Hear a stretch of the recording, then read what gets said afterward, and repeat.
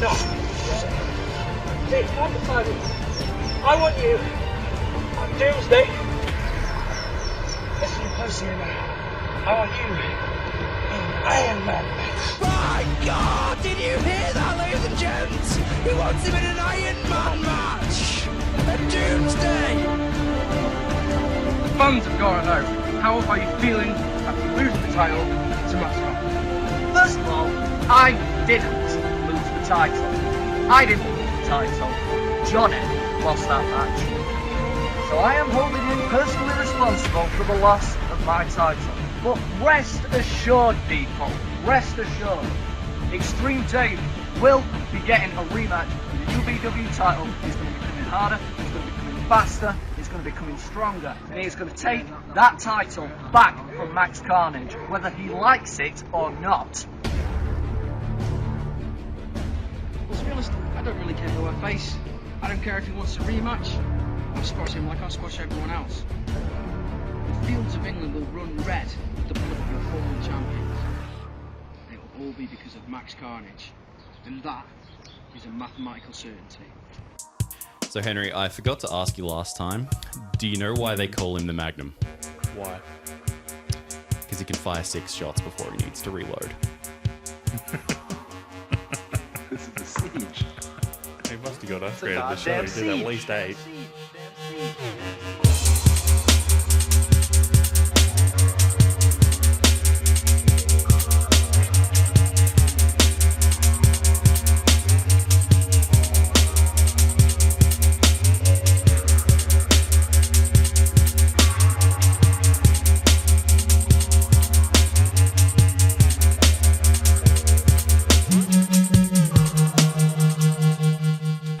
Welcome to episode 2 of the UBW Retrospective Review Thing, which we're leaning into now, because why not?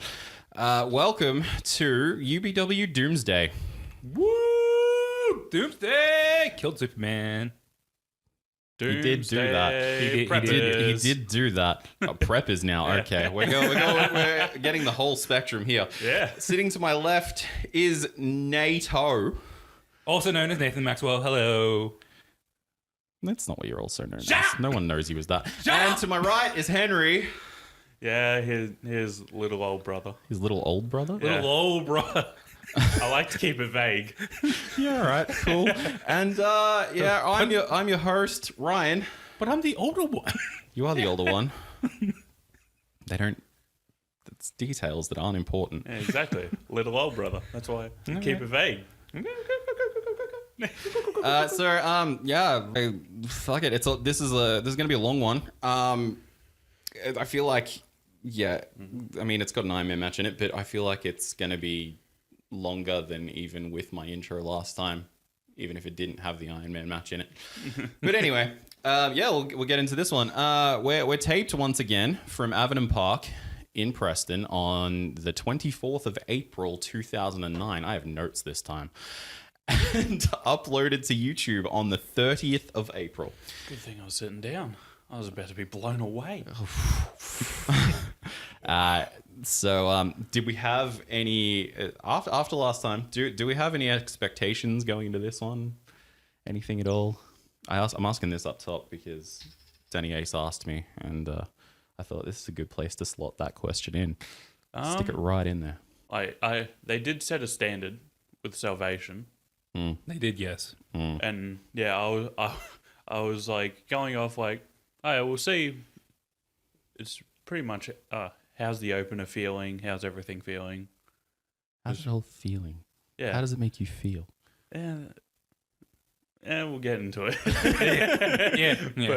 But yeah. No, we will. But yeah, I didn't really have that many expectations going into it. There's not many. Yeah. But even after that was real good the last time. I mean, I was expecting it to be good. Expecting it to be just as good? Something in that area. Something in the area of good. Yeah, something in the area of good. Good adjacent. Yeah, good adjacent. All right. I, for one, wasn't expecting much because I've had my dreams crushed before. Oh, you never expect much. So. I know. I'm always pleasantly surprised.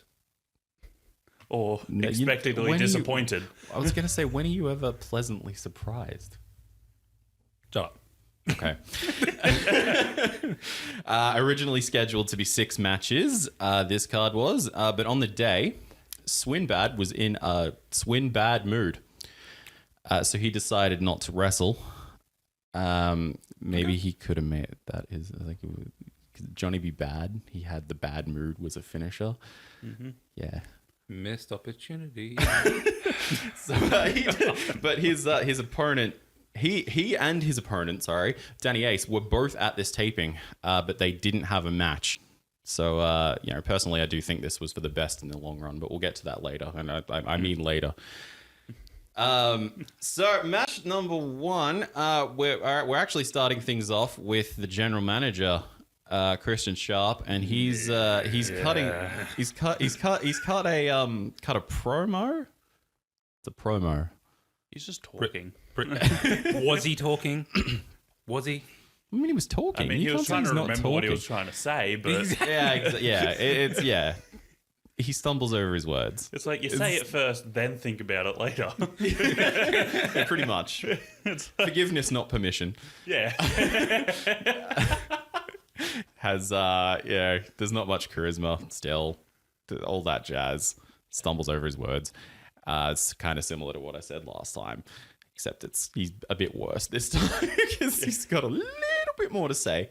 The point essentially that he's trying to make is that Insaneo, who has come out, has lost a match on Recoil to an RWL superstar, specifically Valo. The crows were circling. Did you see that promo at all? No, all right, we'll just leave it. You saw that, didn't you? You watched Recoil? Yes. Yeah. The crows were circling. Yep. Yep. You're a victim.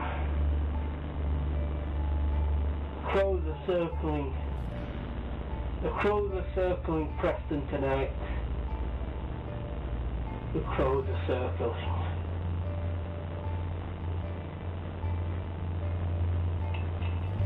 So, as punishment for losing to Valo, he would no longer be facing Liam Styles as originally scheduled. He would instead be taking on the Executioner right now. What the hell was that supposed to be? You lost to an RWL superstar.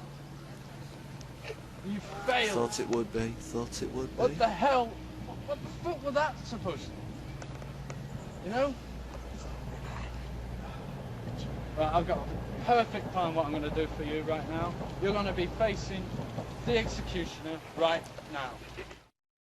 Executioner comes out. It's pretty like the crowd is very oh shit, which I love. Yeah. Because it's like, you done fucked up. Here he is. So to start things off, there's some shoving. Executioner wants a test of strength, so Insaneo uses the wrong hand for the test of strength. So awkward. Like, what are you doing? That was weird. It's like I was writing notes, then I looked up and I just see he has the wrong hand in the test of strength. He's got like he wanted an arm wrestle maybe. Yeah. Or something. The old Brian Danielson fucking thing. Can't do an arm wrestle. It's in the fucking air. You gotta at least line your stomach and get. You're gonna try. Insaneo starts to get the upper hand, kinda. So Executioner just knees him in the gut and takes him down with a shoulder block. We get another test of strength. This time, the correct hand and then both hands. Hey, progress. Which leads to another knee to the gut. I'm now just realizing how hard the word executioner is to type and say consistently. I've only said it a couple of times, but here we are. They both start charging into each other with shoulder tackles, and neither man is going down. Insaneo charges in, and Jesus titty fucking Christ, the big boot from the Executioner. Stiffest fucking kick I've seen. Do you know my favorite part about this boot? Oh, what's that? NATO, is that even after, like, even more than the actual boot itself, is the fact that after all this time, you remembered it. Yes. Before watching the show. But I didn't until I'm there, and I was like, oh yeah, no, this is the boot. Yeah. It's great. Fucking stiff as shit. He's just, he's dead, Jim. And then an elbow drop to the back after that from the Executioner, followed by an ankle lock, but he turns him over and has it on from behind. So he's really bending that foot. It looks quite good. Yeah.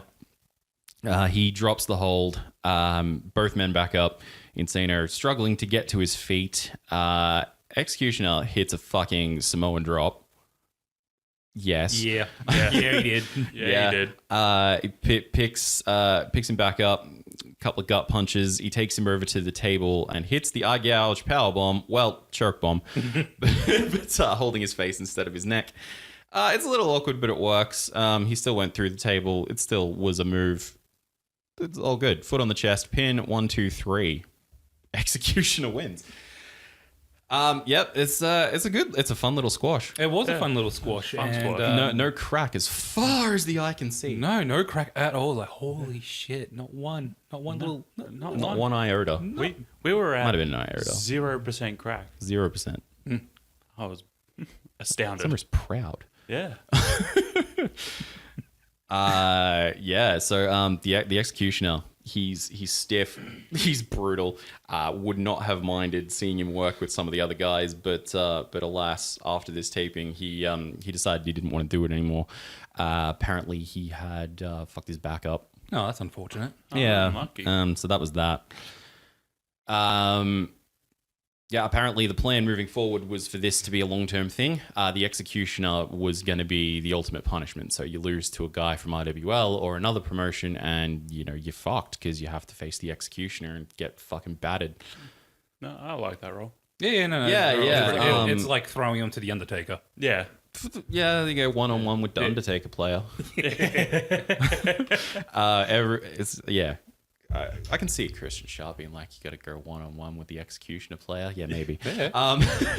Everyone had matches planned with him, but after this, he was gone. Mark said he had a really good match planned. Champagne had a really good match planned with him, but it just wasn't meant to happen. So yeah, we liked this. Yes. I feel like just across the board, thumbs up. Yeah. It's real good. It's real good. It's a good squash. I know that Insaneo hated it. Of course. I don't know whether he hated it because it was too short or it made him look like shit. I don't know what it is, but he didn't really even look like shit. No, not at all. He looked fine. Yeah. He just got his ass kicked. It's like taken off guard. He prepared for Liam and got this motherfucker. Yeah. And got the shit kicked out of him. Literally. Yeah. Maybe that's why we got no crack. It was shit in his pants. Yeah, he's just like, no, I'm not showing that shit. Yeah, it was all stuck. His pants couldn't fall down. No. Oh, no. No. Shit's like glue. Match number 2 is the RWL Exhibition Match. I'm gonna cry. It was an exhibition. Valo versus JT Kendrick. As previously mentioned, Valo had beaten Mr. Insaneo on recoil. So I guess he was looking to continue that momentum. He cut a little promo at the top of the show. Yeah. You saw that part? Yeah. I think that's cut out of YouTube. Because I think there's music over it. Yeah. But yeah. There is. JT Kendrick is Craig Steele. He has changed his name for reasons. He looks the same. He acts the same. Seems to do the same moves. So, yeah, all right, why not? I think Craig Steele's a more fitting name because he seems to be like made of steel. But Yeah. Craig Steele's like just more fitting. Yeah. Like Especially in this match. it's a more original name too. Yeah. But JT Kendrick is JT more like Kendrick. JT generic. Like, Kendrick is also already taken. yeah, exactly. That too. But anyway, yep. Match begins almost the exact same way. There's a handshake by Kendrick and it's slapped away by Valo. Yep, clotheslines from Valo, duck unders by Kendrick, who leaps at Valo and gets caught. Valo attempts the big backbreaker and Kendrick reverses that into a Hurricane Runner. And then we're slightly different now, but that's different from here anyway. Clothesline from Kendrick is immediately followed by a clothesline from Valo. Valo goes for a crossbody, but he ends up just jumping straight over him and landing flat on his face. Kendrick looks for cold steel early, but Valo reverses into a huge sit-out powerbomb. It's a good sit-out. It powerbomb. was really good. Yeah. There was a few nice spots in this match. Yeah. There's good, It's good shame. spots. It's a shame. One thing I can say about the last one is that it flowed. I'm getting ahead of myself. Gets a 2 count off the powerbomb. Valo gets pissy and he drops a knee on Kendrick's head. He goes for the cover and gets 2 again. Pretty nice fisherman suplex. That's followed up by a double stomp. And then Valo picks Kendrick up and hits a right hand to the face, knocking him back down. Tony Jackson and Christian Sharp have a discussion about how they need the RWL guys in UBW to boost ratings, and that they're exactly what they need in UBW right now. That's just bullshit. Yeah, It's that's flat out full of lies, blatant lies. Valo hits some kind of exploding senton type deal, which gets 2. That's how I've written it, so that's what I'm calling it. Already he's made way more covers than last time. Easily. He picks Kendrick back up again and hits a few right hands and a European uppercut, which knocks Kendrick back down again. Valo grabs 2 ladders, sits the smaller one on top of the bigger one, so it's in like a T shape or an A with a hat. I don't know. Yeah. whips Kendrick into it and goes for a cover again, which gets 2. See, I like the look of that spot. He did an Irish whip into a drop toe hold. Yeah. Which was, I'm like, that's neat. Yeah. I love seeing that. Yeah. It's good That's stuff. just great. Valo with the torture rack. Looked all right. Yeah. It was one. Kendrick reverses with a head scissors takedown. Kendrick with the no sell. He grabs a ladder and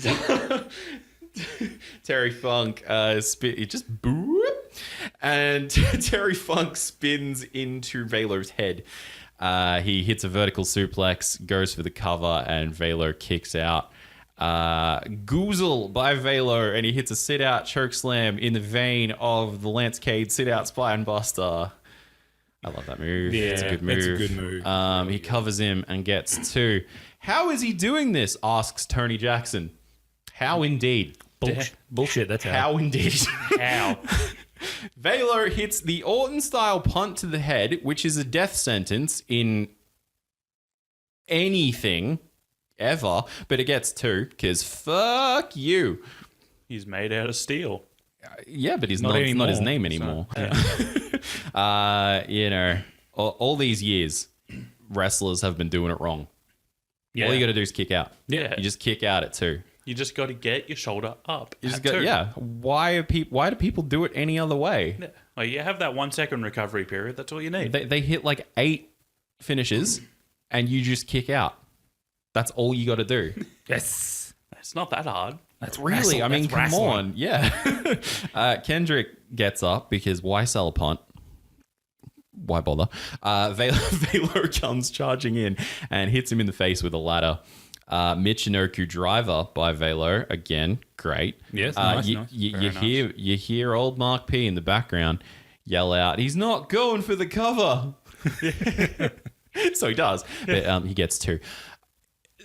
I'm starting to realize at this point that maybe the reason he didn't go for the cover in the last match was because what's the point? Yep. He's going to kick out anyway. So Valo asks Kendrick if he likes dying, and he hits that big gut buster again. And it's another 2 count. A drop kick from Valo and a flipping senton, and I think at this point he realizes he might have to kill a man. So he lays down a ladder. He puts Kendrick on it, and he grabs another one and he climbs it, and he hits a swanton. Just if you had to guess, how would you think that the pinfall attempt after this went? I'm going to say 1. That's 2. I should have known. I thought I'd go, no, they're Didn't think going you to get go the win off of the Swanton? No. I was thinking at least like 2.5, but no. As soon as 2 came down, the shoulders up. It's like It's default setting. it's like a reflex for him. He hears 2 and his shoulder twitches. Tony Jackson, bless the man. He's trying very hard to put it over, as Kendrick is having all this heart and he has the will to continue. But is anyone buying it? I'm not. I just think he's shit at wrestling and he's trying to learn how to kick out at this stage. He's got that down. Valo brought this trainee. Yeah. Maybe that's what it was. It's like, I'm going to bring my little cousin in. He's just started wrestling training. He knows how to kick out. It's like, I kind of told him to throw a Hurricane Rana, but not really, and that's about all he can do. He knows 3 things. He knows Hurricane Rana, kick out at 2, and a fucking code red. All right, little dude, what's the first thing you do? Kick out at 2. That's job. A good boy. Valo climbs up again. He goes for a 450, I guess. That's what it sort of looked like. Yeah. Kendrick stands right back up because of course he does. Valo's landed on his feet. Kendrick hits a running neck breaker. It was all right. It would have been better if it had a better angle. Oh really? Yeah, it would have looked better. Yeah. Yeah. Okay. Well, that was the first part of Nato's neck breaker corner. Yeah. We are again. We keep going. Covers Valo. Valo kicks out at 2. Holy shit! What is this? Kendrick tries to set up a ladder in the rungs of another ladder, and then sort of forgets how to function. In his defense, he's been at it this entire match. He's like, how do you ladder? How do you whatever? Yeah. See, how does one ladder? That's why Craig was kicking at it too, because Valo was trying to figure out how do you put the ladder in the ladder. Yeah. Makes sense. Yeah. So he wasn't putting all of his effort into the... No, that's it. If he's not kicking out, how do you do stuff? So Valo picks it up. He puts it over Kendrick's head and hits Twist of Fate. Kendrick, now stop me if you've heard this one. Kicks out too. Exactly. How did you know? Just the ESPN. You're psychic. ESPN. He's got that ESPN. Not ESPN. It's the sport channel. This was brought to you by ESPN. No, it's not. No, it's not. No, it's not. We'd have some money. Christian Sharp on commentary actually says, "No way," as if. Well, he hasn't seen the rest of the match, has he? Which gave he just woke up. Which that gave me a chuckle. Valo's pissed, so he sets up the ladder in the rung of the other one, like Kendrick was trying to do, and he drags him over to it. But Kendrick, who is of course completely fine, fights out of it, goes for his unprettier. Valo, the fucking cock tease, reverses into a vertebraker setup. I was like, please do it. Right? One of my favorite moves in the world. But he turns it into an unprettier, which is... okay. Turns it into an unprettier setup, which Kendrick reverses into his own unprettier onto the ladder. They both get up. Kendrick goes for cold steel, but Valo reverses. He hits that sit-out spine buster again, this time onto the ladder, and fucking mercifully gets the 3 count. Jesus Christ. Holy shit. This was shit. This was bad. This was awful. I was like, okay. I kind of enjoyed it until you pointed out that it started off the same. Like, holy shit, it does too. And then it keeps going. It keeps going. And going. It keeps going. And going. Like I said, I think this is why he didn't go for the covers last time because, what's the point? Exactly. But, they gave him longer, and that was a fucking mistake. Yes, it was. Like, Jesus. Thankfully, this is the last appearance for RWL on these shows. Oh, no. I'm so sad. It's devastating, isn't it? I need my daily dose of kickouts. Where am I going to get it now? Whatever shall we do? I think Valo makes one more appearance, jobbing to Magnum on Recoil. Okay. I have been informed that before this match, they were told to have a match which told a story instead of a spot fest, like last time. But they ignored that and they did this. So, they were not asked to come back. Plus, the the UBW guys knew that they were better than them. Excellent. Yeah. So, I had a mission for you, Henry. Yeah, a side quest, if you will. Side quest. Yeah. How many kickouts were in this match? Yeah. So the contents of the side quest was a research and data gathering side quest. Yeah. Everyone's You do it, favorite. recon. Yeah. Yep. Everyone's favorite type of... No, it wasn't an escort mission. So pretty much in this match, Valo kicked out twice. Mm-hmm. My question I propose to you guys: Okay. how many times did JT Kendrick kick out? Okay, yeah. Stick me down for... let's go 14. Let's go 14. Okay, 14. Ryan's down for 14. I'm gonna say.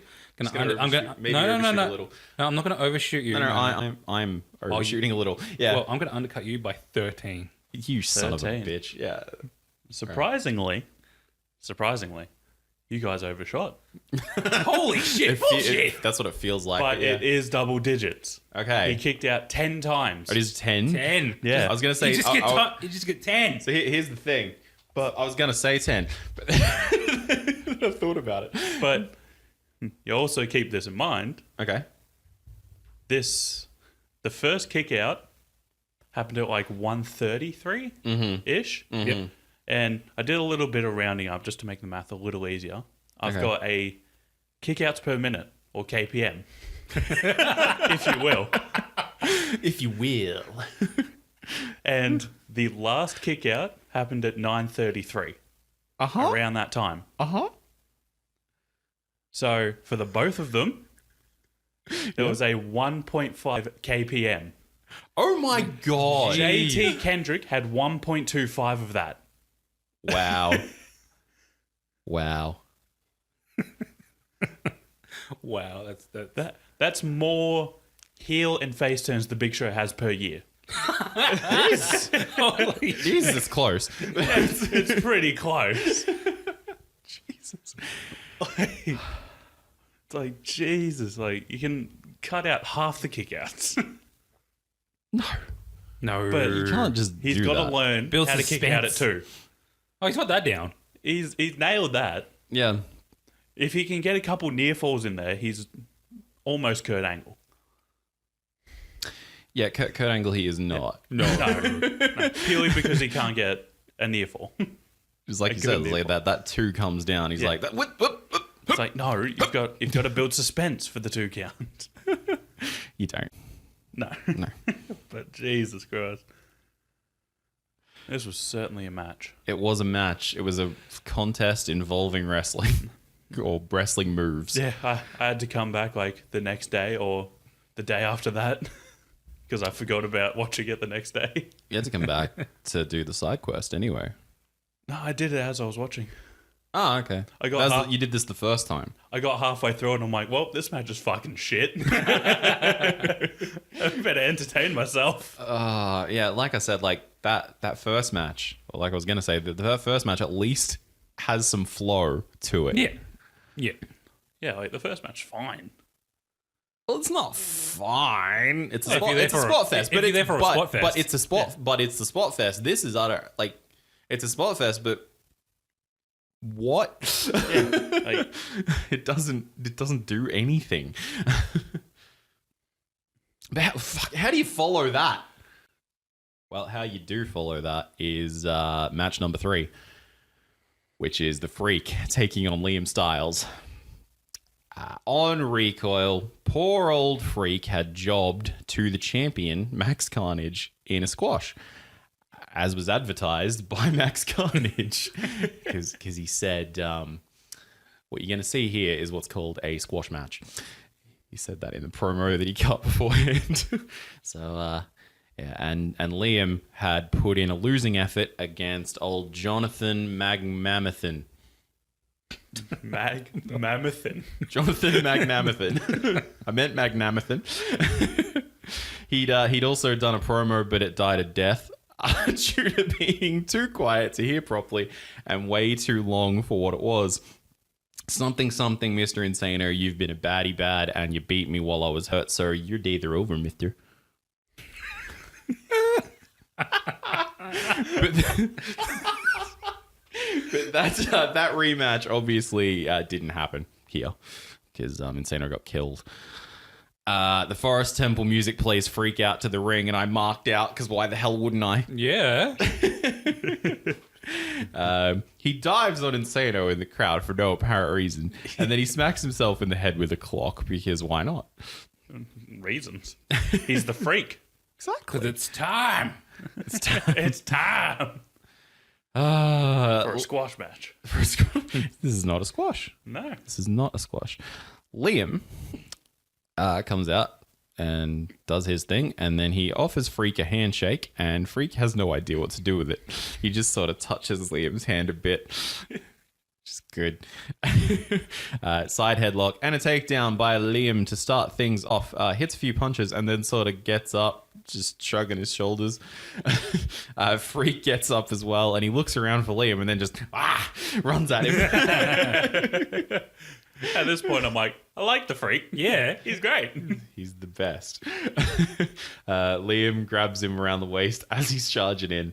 He looks on a full Nelson for a quick sec and then takes him down again with a snapmare and goes for the cover. Now, Freak kicks out at 2. My only thought is that Freak must have been paying very close attention to the previous match.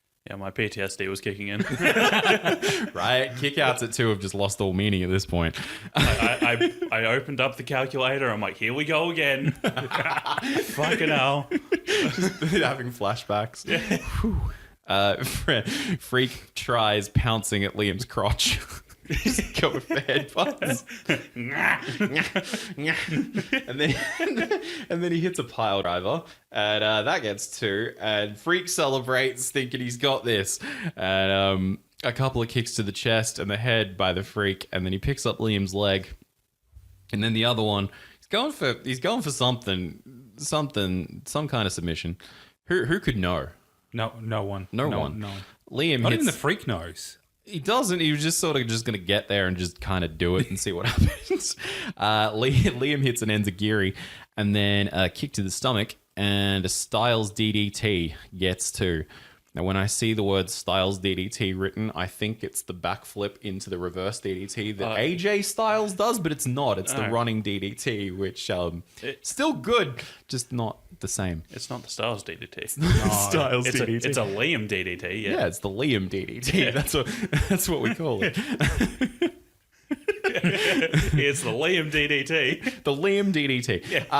Liam goes for a suplex. This is why I can't write Styles when I'm doing this, because it feels weird. Yeah. Liam goes for a suplex, but Freak reverses into a suplex of his own. We are informed by Tony Jackson that Freak has been doing a lot of cardio training and honing his craft, which is lovely. Yeah, It is lovely. fantastic. And if Good on him. Freak keeps to the woods and lives in the woods and keeps to himself and everything, I don't know where Tony Jackson gets his Freak information. But he goes on expeditions. There you go. He goes freak hunting. He goes Freak hunting. Instead of Monster Hunter, it's Freak Hunter. Freak hunt. I was actually informed by Extreme Dave that Tony Jackson was his neighbor. Oh, okay. Yeah. Okay. And Freak actually lived in Dave's backyard. Oh, so it was Dave's pet. He didn't pay any rent though. He's a freeloading That bastard. moocher. Freak hits his finisher, the straight jacket DDT, which is great. It's very fitting. Yeah. Very fitting finisher. Yeah, I like that. Only gets 2. Liam rolls him up with a crucifix, but that gets 2 as well. Liam follows with a few kicks and a step up enziguri, and then he locks on a regal stretch. nice. Nice. Nice. Very Good nice. job. Love it. Always Very love good. a Yeah. regal stretch. Gotta love They're a fun regal to- stretch. They're fun. Freak won't tap, so he punches Liam's arm and then scratches and bites at it. Freak with a drop kick, and both men are down. Liam gets to his feet slightly before the Freak does, allowing him to hit the Styles cutter. Sorry, the hairdresser. For the 3.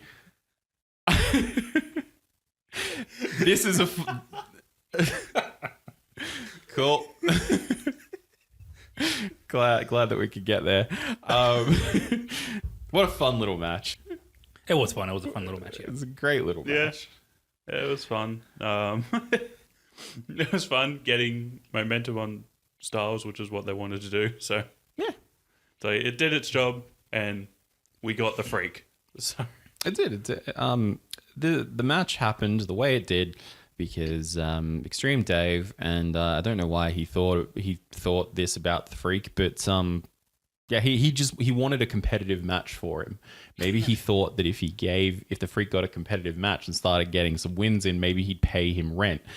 Maybe that's how it went. I think that maybe Dave's secretly his handler or something. He just doesn't want to admit it, but Maybe. I don't know. maybe. Don't know. But I fucking adore the Freak. Same here. I was a very big campaigner for Freak for UBW champion. If hashtags were a thing back then, that would have been a hashtag. Hashtag Freak for UBW champion. Would have been amazing. Yeah. Liam was also quite good here. He showed some personality, which was nice. It's nice of him. Yeah, it's good. It's probably my favorite Liam performance, actually. He has some good ones against Magnum, but this is, he sort of just does stuff in those. This he showed a little bit of personality, which is good. Yeah. So we liked this. Yep, liked it. Overall, yeah. Yeah. Not much else to say, I guess. No. All right. Next up, we have Max Carnage, the UBW champion. He's been called out to the ring, and he has no idea why. But then Extreme Dave makes his way to the ring, which explains it. He opens up his jacket to reveal the shiny new UBW Championship, which up to this point, they were just using the World Heavyweight or the WCW Big Gold Belt. So the plate for the belt was made by a friend of Dave's, and I think it's fucking awesome that they have their own belt. Yeah. It's very cool. We don't really get a great look at it, even when it's zoomed in on, because it's too shiny and reflective. But it's all right. Yeah, there's a lot of shots of it later, so it's all good. Yeah, I was kind of like very iffy about this segment, though. Yeah, I'll get to it. We'll finish what happened. Dave says that this is a true prize of UBW, and it's staying around his waist. Carnage objects, rightly so, saying he won the title, so it should be his. Dave hits him in the face with the title. Then he starts kicking and stomping on Max's leg, smacks it with a tray, and hits a leg drop from the ladder onto his leg, and then throws the belt down onto him. I thought it was standing around his waist. That's what I thought too, but I guess not. This was heelish as fuck. Yeah. Which doesn't really even begin it. It continues. My conspiracy theory that Dave's the heel secretly. He was heelish in the build up to this as well. He cut a nasty, cocky promo blaming his friend for being pinned. He said that he was holding Jonny personally responsible for the loss, everything. How dare he? I know. Leave Jonny alone. Leave Jonny alone. Nothing came of that, but still. And the way that he beat Danny Ace on Recoil with a fucking consigned toe. Did you end up watching that match? I sent it to you. I didn't get around to it. Didn't get around to it because you didn't watch Recoil. No. Just gonna point that out now. Yeah. You didn't watch Recoil because you were seeing if everything did its job. Yeah, I was seeing if the opening package. I promised that we'd say each other's names more in this one. This is not working. Henry didn't watch Recoil. Yeah, well, Please direct all your hate mail at Henry. No. No, only some. Some of the hate mail. Not all. But I was very interested to see if the video packages were good for like people who may not watch recoils and that. Yeah. But like someone who Well, I watches assume it. not everybody did. So. Yeah, but like someone who watches it from free per view to free per view perspective as well. I'm sure I'll go back and watch Wrestling storylines, free per view by free per view. Yeah. That's I'm probably sure. gimmick infringement. I'm going to get sued now. Yeah. But yeah, I'll probably go back and watch some of the recoils, see what they're about. Yeah, I highly recommend at the very least watching that match that I sent you, which is like it's all right. It's a not a bad little match, but it shows you the build up moving forward, and it explains what happened at the end of the main event, which obviously we'll get to. But yes, regarding this little promo section, I get being pissed off that you lost the title. I understand that, but your babyface former champion probably shouldn't come out and weaken the current champion before the match, right? Yeah, Right? Right? Shouldn't they just know that they're better than the guy who got the fluky win? Yeah. Yeah. Absolutely. Basically, we've all been lied to. Carnage is the face, Dave's the heel, and I'm going to die on that hill. Yeah, what were you going to say about this? Was it more of what I've said? Dave's the heel. It was just like, I feel like it should have been like, Dave was like, hey, I never lost this belt. Well, he And, said that on Recoil, but yeah. He never lost it, so he should keep with that theme and come out in the main event with the new belt and reveal it in the main event. That would have been cool. Yeah. That would have been yeah. better. Like, come up with the jacket and he's Because just like, because spoiler as well, Carnage doesn't walk into that match selling the leg or anything like that either. So ultimately, this meant nothing. so it's like you could have like the you only could- thing it meant was that Carnage comes out with the new belt. Yeah, I was like, you could have had a similar segment on Recoil just without the belt, and it would have made it would have had more build going into the thing, so you didn't have to into the match, so you didn't have to do it here. Yeah. Like that's pretty much my main issue with it, and plus it would have been cooler to reveal it as Dave's coming out. But it's yeah. So Yeah, I get wanting to reveal the belt on the free preview as well. So yeah. yeah, But yeah, that would have been much more impactful. Yeah, have him come out with it. so then the match. like when the like when the ref holds up the belts for the like, oh, this is what you're fighting for. He holds up the two belts. Yeah, they're both belts, yeah. And then whoever wins it gets the UBW belt.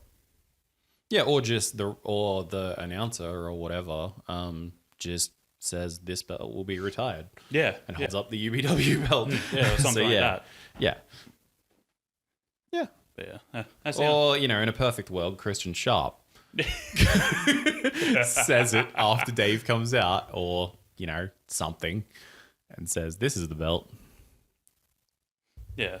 All right. So, gentlemen, it is time for match number 4, the 30-minute Ironman match between Jonny Magnum and Champagne. Holy shit. Ooh, fun.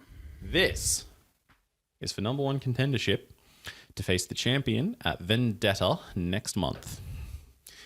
The build-up to this one saw Jonny interfere in a match on Recoil between Champagne and Swinbad, and it's not really super clear what's supposed to be happening here. So he hit that 70s kick on Swinbad as he was about to hit Champagne in the face with a wet floor sign. Then Payne hits the Payne game on Jonny and pins Swinbad. I don't know if it was supposed to be that Jonny was wanting to kick Payne and then Payne moved out of the way, so Swin got kicked, because it did not look like that. It just sort of looked like he came in with the intention to kick Swinbad. So I don't know. It's a little weird. But anyway, if you were watching this, it would come up with a thing saying "scene missing" because it's missing from YouTube. Payne grabs Jonny by the hair and says, "It was always meant to be you versus me at Salvation, was it not?" See, I've decided that I want you at Doomsday. Listen very carefully. I want you in an Ironman match. Yeah. So then Jonny had a match on the next episode of Recoil against Liam Styles, and nothing happened related to this match. So basically, the face interfered in the heels match, but the heel didn't interfere in the face's match. Oh, yeah. Okay. Okay. You know how that goes? Yeah. Yeah. That happens all the time. Exactly. Anyway, I believe that this is the first time that Jonny used Womanizer, because on Recoil before this, he still had Rhinestone Cowboy. These are very important facts that need to be noted. Champagne also has new music, royalty-free goodness. Before this, he was using Halo by Soil, which is a fucking banger. Yeah. Yep. But sadly, of course, licensed. This one fits better with the new creepy character he's trying to go for anyway. That was the other thing. Payne also did a promo on Recoil in his new character as a little bit of mankind. A little bit of mankind in the boiler room. I liked it. Yeah, I liked it. Not jacking off in the boiler room, though. Not jacking off in the boiler room. He's not, not a thing.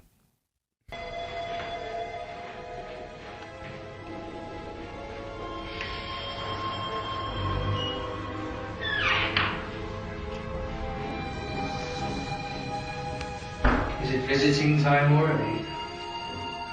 Hello, world. Welcome. This is where they keep me. It's a shame that he doesn't seem to be able to stick to that character when he's in the ring. So eventually that does get dropped. But yeah, for now, it's there, and he does promos, and they're great. Arthur Hayes says that Champagne has the power of the sight. He's learned how to use a crystal ball, read tarot cards, and that sort of thing. That sort of thing, crystal ball and tarot cards. And he's seen that he is going to win this match. And he's also seen that he was going to lose at Salvation. I think that he's just seen the booking sheet. I think so too. That is my assumption. Yeah. Payne, to start things off, takes his half yellow face and gets in Magnum's regular face as Jonny does the Jeff Hardy entrance dance. And here we go. We stare down, start things off. Payne just slaps Jonny in the face. Jonny tells him to do it again, so he does.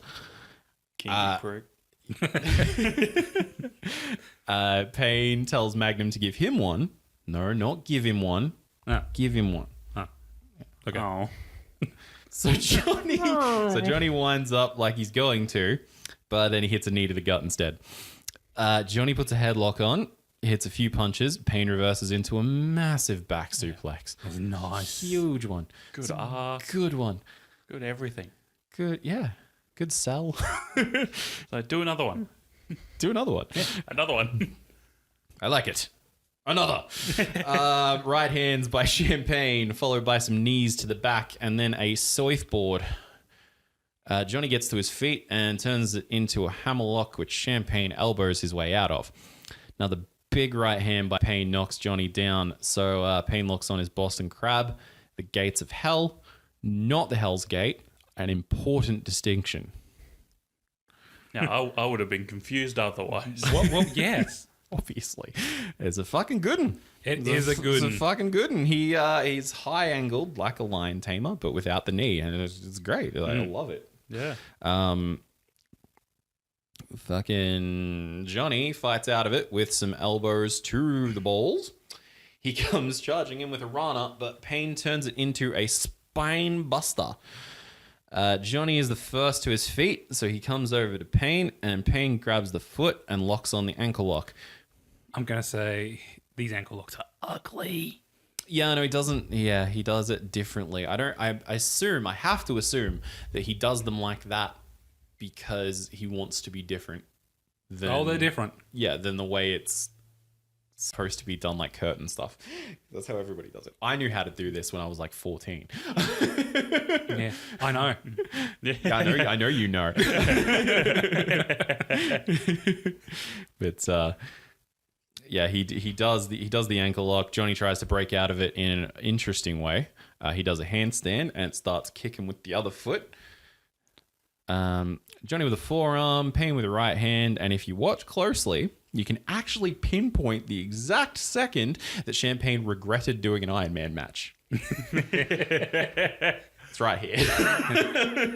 He's quite gassed already. Oh, yes. Yes. Mark said that he regretted this about 5 minutes in.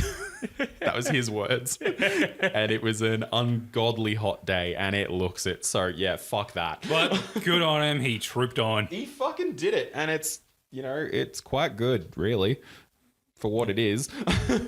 Magnum comes over. Couple of kicks, followed by a Garmin-giri, not an Enzigiri. This is a first for the podcast in a subsection that I would like to call Things I Learnt from Excalibur. Enzigiris to the back of the head, Garmin-giris to the front of the head. Holy shit. The more you know. I genuinely didn't know that. Same here. I had no idea. I had no clue. Listen to Excalibur. I think he covered that on Dark. He actually said it like that. He was like, on AEW Dark, for anyone who is not watching AEW, he said to Dustin, Enzi's to the back of the head, Garmin's to the front of the head. Okay. Dustin's like, they're all an Enzi to me. So yeah. Oh, Dustin. Yeah, pretty much. Jonny hits a double stomp and a double elbow drop, which gets 2 from the first cover of the match. Jonny then put on an arm lock using his legs. Arthur Hayes says, look at the way he's got the arm locked. I would, but the camera's kind of pixelated, too far away and on the wrong side of the bodies. Come on, cameraman. Damn it. And girls. Yeah, guys and girls. Guys and girls. Camera people. Camera people. Yeah, people. Camera individual. No, camera people. No, yeah, camera people. Where my camera people at? Where my camera people? No. Jonny turns the lock into a crossface, which Payne then reverses into his ankle lock. Jonny rolls through. They have a standoff. Both guys adjust their hair, which is cute. Yep. But Arthur Hayes only mentions Jonny doing it, saying he's got such lovely hair. I laughed. Yeah, I laughed. He's got such lovely Such hair. lovely hair. Payne wants a test of strength. A test of strength? A test of strength. A test of strength. But nope. Thumb to the eye. Payne locks on the headlock of doom. Jonny reverses into his own headlock of doom. No way. What? How does one reverse the headlock of doom? It's impossible, but he did it. He's Jonny Magnum. If I could be knocked off my feet right now. You're on a chair, not on your feet. That he takes Payne down and locks on. I can't really tell what it is. He has the legs grapevined, and his knee is in Payne's back. And then he turns him over and starts like pressing down on his knees. I'm sure it's a good stretch because he's pushing down his knees. And yeah, I'm sure Payne needed it at this stage too. I thought so. He tells the ref to ask him. And because I don't think I've mentioned it before now, this kid that they have as the ref is real good. He's amazing. He's a good little boss. He is. Yeah. He just, he's like Aubrey Edwards. He knows his job and he does it well. Do you think they asked him to be the ref because he has a striped shirt? I think so. They probably, well, actually, like, can I be the ref? Yeah, do you have a strappy shirt? I do! Excellent! You're in. Certainly an upgrade from the last one. Absolutely. Oh, yeah. It's not hard. Jonny goes for a pile driver, but Payne reverses with a big back body drop. He waits for Jonny to get back up and hits really nice spear. It was a really nice spear. Really nice spear. I liked it. Yeah. Then a painkiller. That only gets 2. Payne locks on a sharpshooter. Jonny reverses into a sharpshooter of his own.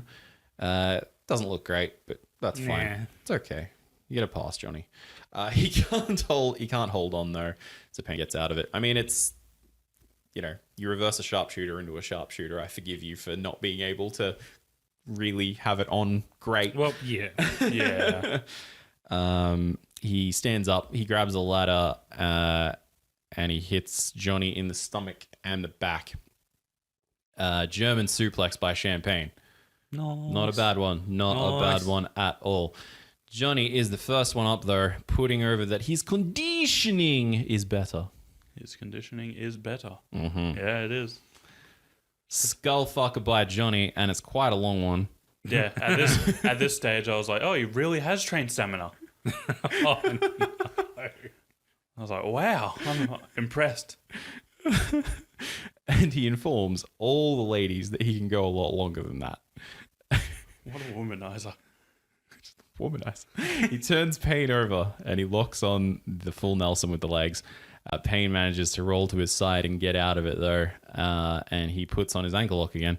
He tries to grapevine it, but Magnum gets to his foot, and punches Payne's leg. And then he drops an elbow, followed by another one. A big stomp to the gut by Jonny, and then a clover leaf-ish type thing. And an armbar with elbows to the head. And then a triangle choke with elbows to the head. Payne manages to shift his weight and pins Jonny's shoulders down, getting a 2 count. Jonny throws a few kicks and then locks on a sleeper. Payne manages to get to his feet and then drops down into a jawbreaker, and Jonny fucking bounces. Yes, he does. It's good. Yeah. Good old Johnny Cells. Good old Jonny Cell. Johnny Cell. Payne brings over a ladder and goes for a flying elbow drop. Oh, yeah. They look very far away from each other. That's a little ladder. It is. Jonny moves out of the way and he just elbow drops the ground, which is probably not super fun. No. Magnum hits an elbow drop of his own, but I've already used Macho Man Summon for the day, the one that I had, so he's on cooldown. Excellent. So I think I need to take a long rest. You're all right. Magnum tunes up the band and hits that 70s kick. Fucking boom. Yep. Love it. Only gets 2 count though. And Bullshit. Payne's back up. He hits the Payne game, but Jonny kicks out. Breaks down into a slugfest. Punches by both. Couple of headbutts. And enzigiri by Jonny. That one's an enzy.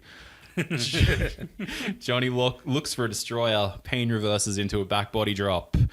Jonny holds on and gets a sunset flip. No aloha Payne. No? No. You None. watched it. There's no aloha Payne. Devastated. I was like, come on, where's the aloha Payne? Hello, Payne. Anyway, two count from the sunset flip. Payne sits up, reversing it into a pin of his own. Jonny reverses that, and they keep rocking back and forth and pinning one another. And why am I doing the single ladies dance? I don't know. All right, cool. I got a ring to put on it. Got a ring to put on it. That's why. Yeah, this was nice. This was funny. A lot longer than I thought it was going to. I would have loved to seen someone actually get a pin out of it. It would have been amazing. I know, it would have been cool. Because I like that. There's another. I can't even think of what the Ironman match is, but there's a sequence. I think it's. No, because I have Adam Cole's face in my head. It's Adam Cole and Sami Callihan on some rando PWG show, and they do one of these sequences, pin, and Sami randomly gets a 3 in the middle of one of them, and Cole sits up. He's like, what? And they just keep going. Payne is no doubt fucked, so he locks on a sleeper. Well-deserved rest hold. Yep. The ref drops Jonny's arm once, twice, and no, he's still alive. He gets to his feet, but Payne still has the sleeper on, so he runs Jonny's face into the ladder, and then he pushes Jonny up the steps of the ladder and hits a super painkiller. That gets a 3 count, and Payne gets the first fall. Very nice. Mm-hmm. Payne takes a drink. I guess he thinks there's a rest period. Jonny takes advantage of this. He grabs a ladder and he sits it diagonally on the other ladder. Meanwhile, Payne has put a sign on top of a table. Holy shit. Right? They're exchanging chops. Payne tries to stagger away, coincidentally, to where the ladders are. Jonny puts him in place and then comes running in, but he gets caught. And here, I guess, Payne was just going to hit a painkiller, but he seemed like he didn't really have the energy for it. So he just sort of shoves Jonny down onto the ladder. It's almost an STO. Almost. Payne knees Jonny in the bum. And then the side, and then locks on a camel clutch. Ask him. Jonny pushes Payne off him and backwards, and Payne's head lands on the ladder. It's just fucking nasty. Yeah, it was. Jonny comes over and locks on a sharpshooter. The crowd's chanting tap, tap, tap, tap. But Payne pushes down with his legs and breaks the hold. Jonny grabs the clock that the freak had earlier, and he asks the crowd what time it is. And it's sexy time. And apparently at sexy time, we kick clocks into people's heads. And that's what he does. Oh, okay. Yeah. I thought it was just a skull fucker into a clock. That would have been awesome. Yeah. Jonny. Damn it, Jonny. Damn it, Jonny. And then he takes the clock, stands it up against Payne's head, and then takes a ladder and puts that against the clock, and then he drop kicks the ladder into the clock, into his head. Jonny doesn't go for the cover. Instead, he locks on a crossface.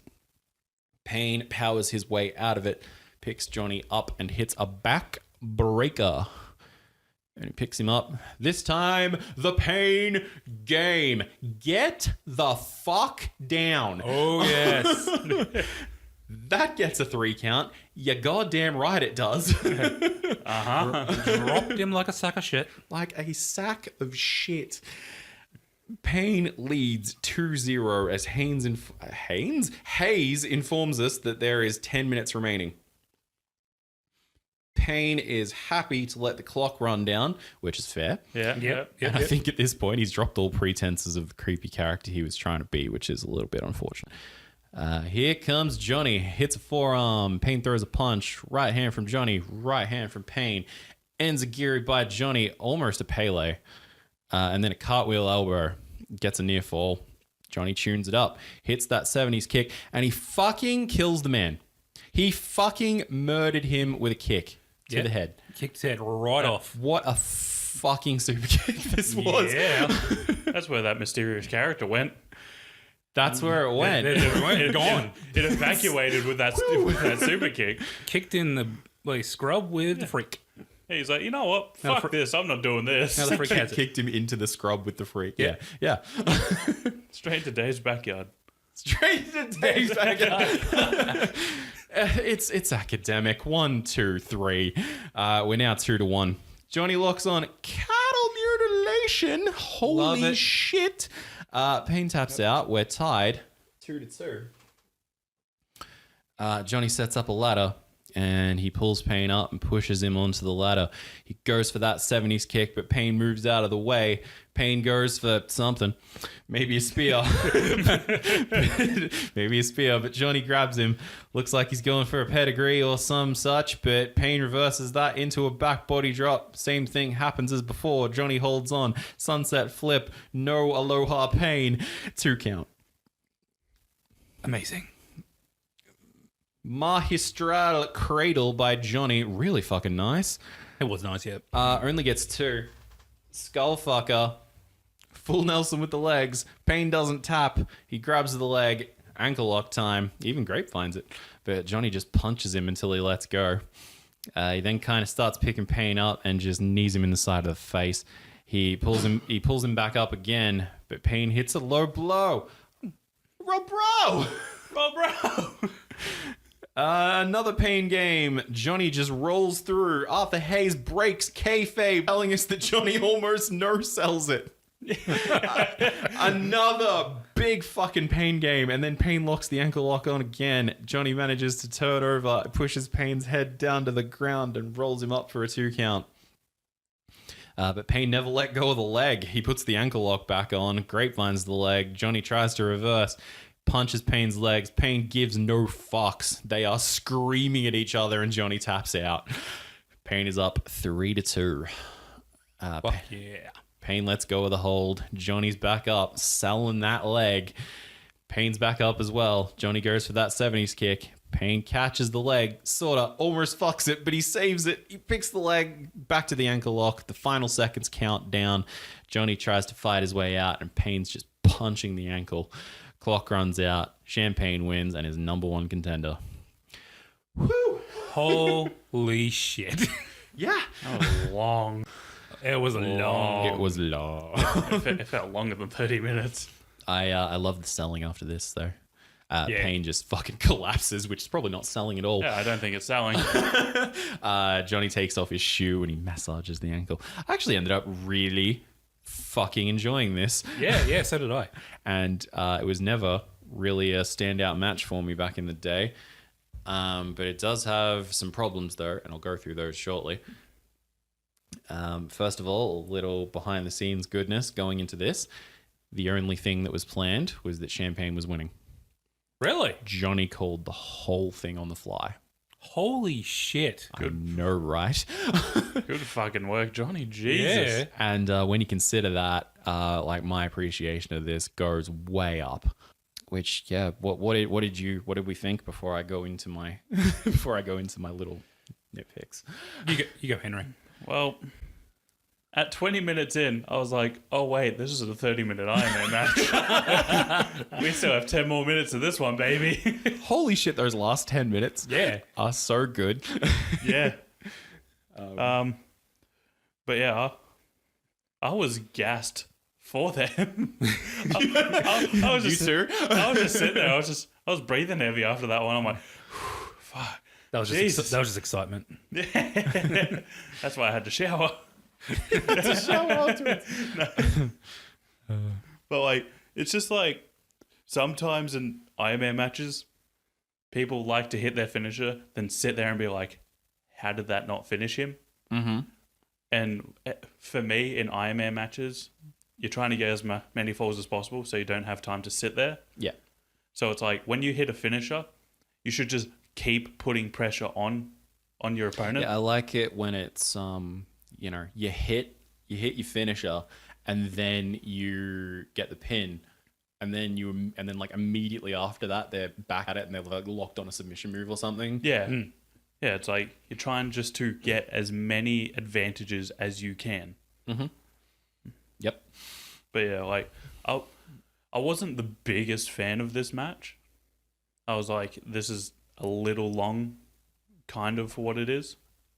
I mean, it's a 30 minute. Yeah, I know. But like, it's what's written on the tin. Yeah, you could tell that they were not ready for that. It's like, it was a good idea on paper. Oh yeah. Yeah. Execution was like they're huffing and puffing at 10 minutes. Well, Payne was. Yeah, but yeah. Payne was. Jonny can go all night. Yeah. Giggity. He trained stamina, so yeah. But yeah, I feel like a 2 out of 3 falls match or something like that would have been a better fit. Yeah. Yeah. I think so as well. But yeah. Like it was fine. There was just a few things that there's some stuff that was frustrating. Well, not frustrating, but could have been better. Yeah. If it was on a different day as well and it wasn't looking like it was a billion degrees. Yeah, if you couldn't see the heat waves, then it would have been better. NATO. So I remember talking to you about when we first discussed doing this. Yeah. And talking about how I remember there was a match that just seemed like it took ages and like I was dreading it. That was this, I assume. Yeah, we were talking about this. Yeah. I actually enjoyed this a lot more, watching it, because words are going well. The words are going well. Yeah. So I thought it was well paced. It's very well paced. It's pretty well paced, really. Especially knowing that it was just all the fly as well. Yeah. Like, holy crap. Yep. Words definitely fail.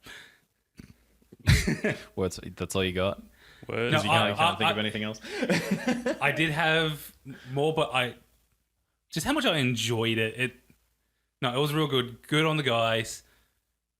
Especially you, Champagne, Mark. you did real good, even though you regret it. He did do very well, especially considering yes. But here we go with what am I right to go? You don't have any more.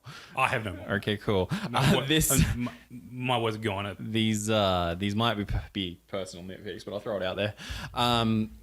I imagine some of this wouldn't even be an issue if it was planned a little bit more in advance or something. But oh well. It's yep. First of all, I think the falls come a little bit too late. When they do come, they feel a little rushed and squished together. Yeah, no, I agree with that. Like that's not uncommon, but it's just one and then one. I also think that the near falls off of finishes might have been a little bit too early as well. Normally, an Ironman match will build to that. Like you kick out of a finisher when you get your second wind or whatever. Like I said, this is literally just a personal preference thing, but I like my Ironman matches to have falls throughout. Yeah. For falls to happen from things that don't normally get a fall because people are fucked. So, Rock Triple H, for example, at Judgment Day 2000, Rock gets a fall from a DDT. Trips gets a fall from a sleeper hold. Yeah. You see what I'm saying? Yeah. Yeah. That's what I mean. Like, falls for days. Otherwise, what's the point? The point is to have a long match and outlast your opponent, but, shush. My only real problem is the finish. Payne had it won, and he just had it won just that little bit too early, because him having the ankle lock on only shows that he has it won and is biding his time, and that's fine, but it takes the tension away. The way to do it is one of two ways, in my opinion. The first way is that they go into the final minute or so and they're tied, and the same as it is in the match, except Payne has the ankle lock on for ages. Jonny's struggling, but he won't tap out. And then just before the final seconds start to count down, he can't take it anymore and he taps. It's very similar, but it keeps that tension alive. Because when you hear the countdown, it's like even if he taps, then Payne wins. Or if he doesn't tap, Payne still wins. That's what this is like at the end of this, the way it is now. So the other way to do it is to have it so that Payne is still winning 3-2 or whatever, and then in the final 30 seconds or so, Jonny hits that 70s kick and Payne kicks out, so Jonny locks on the crossface or the fucking cattle mutilation again, and he's got that hold on and he's cranking it back and he's trying to get that draw to go into overtime, but Payne doesn't tap, and then the clock runs out. Yeah, that would have been good. That's how That'd you be do good. Yeah. But yeah, like I say, as it is, it's just kind of like, that ankle locks on and it makes no difference. Yeah, exactly. And so all that tension is gone. Yeah, that finish was weird. Yeah, it was a little odd. It's like, it's okay. Maybe they thought that they had less time left than they did. Yeah. Maybe that was a thing. But yeah, like as it is, like I say, it's, especially for what it is, it's very good, and I very much enjoy it. Yeah. Especially that final 10 minutes. Oh yeah, that's when it feels like they pulled everything out and had their match that they wanted to have. The rest of it, although as you said, it's kind of well paced, it's almost filler. It's not bad filler, no, but it's potentially maybe this shouldn't have been their first singles match. No. But yeah. Kind of the way. There is a question that Mark asked me about this as well, about this exact thing, and I'm sort of answering it now. That it's was this a good idea for this to be their first meeting? But like the way that the feud had progressed at this point, sort of feud, I say in inverted commas, they needed something. Yeah. Because there was some build up, but they'd not had a match. So they needed something that wasn't just a standard match. And there was, like, I guess in the situation that they're in, like, you can't have a cage match. you can't have a street fight because it's already fucking everything's no DQ. Yeah. So there's not much else you can do. So given choices, it's like, yeah, what do you do? Well, do an Ironman match, I guess. But 2 out of 3 falls, like you said, Henry might have worked. But yeah, what we got is fine. Yeah, absolutely. And like I said, I enjoyed it. Yeah, I think that's all we got for that one. Yep. Match number 5 is your main event, and it is Extreme Dave versus Max Carnage for the UBW Championship. On Recoil, Carnage had squashed Poor Freak. Poor freak. And Dave had basically murdered the debuting Danny Ace with a concerto, but with signs. So it's a consignto or a signcerto or fucking something, but it's a concerto with I like Consignto. consignto. Couldn't even say it. so easy to say. Yeah, so good. It rolls off the tongue. Someone later does one with trays, so it's contrato. That's easy. Yeah, that one's easy. Yeah. And yeah, like I said, that sort of leads us into what we've got now. And there was promos, and there was that promo that was earlier, and we've already discussed that. So Yeah. all right, let's get into this. The first thing that catches my eye are the skinny, pasty, shirtless RWL guys in the background. I was blinded, so I It's couldn't see it. scary, man. I think I'd rather look at a shirtless fat guy than a shirtless skinny guy. At least that moves occasionally. Yeah, Ripples. some jiggle. Like an ocean. Adding more fuel to my conspiracy theory that Max Carnage is the secret babyface. Did he get a mixed reaction for his intro by Arthur Hayes, or do I just not know what boos sound like? No, I agree. He got booed when he came out, but then during the intro, he got like away from a couple of people. Yeah.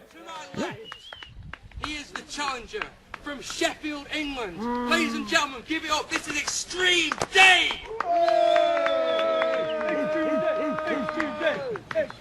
And to my right, he is the current UBW champion from Congleton, England. This is Max Carnage.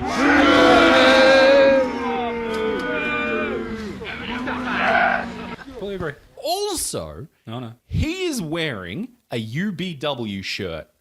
So he shows pride for the company secret babyface. The evidence is... It speaks for itself. He's the baby face we need. Not necessarily the one we asked for, but the one we need. It's the one we need. A protector. A mighty queef.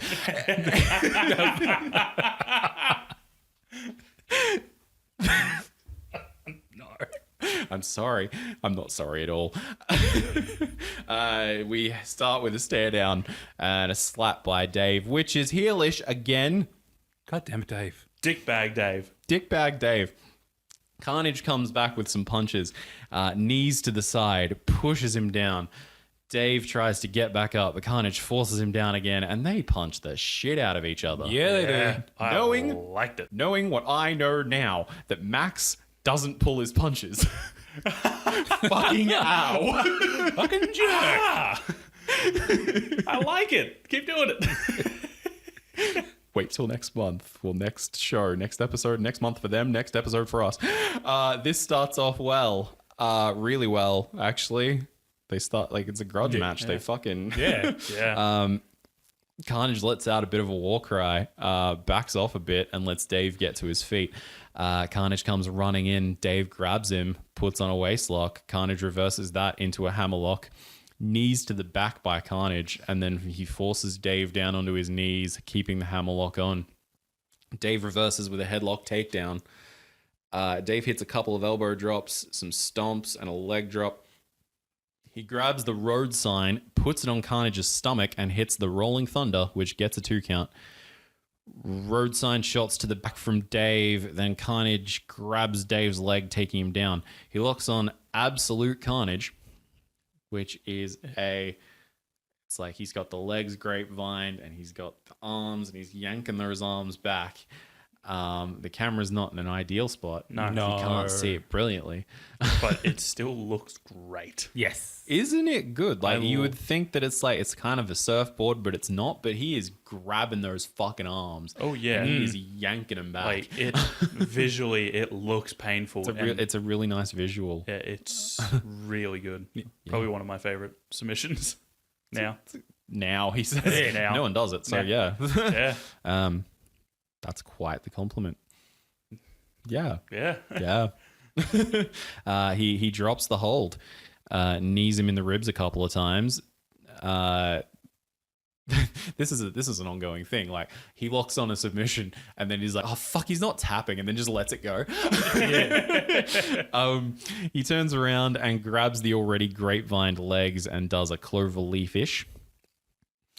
Dave doesn't tap, so Carnage releases the hold. Dave gets up, he punches Carnage in the face. Carnage grabs the Jack Daniels sign of doom from the ground, and as Dave's clubbing his back, he winds up, boom, headshot.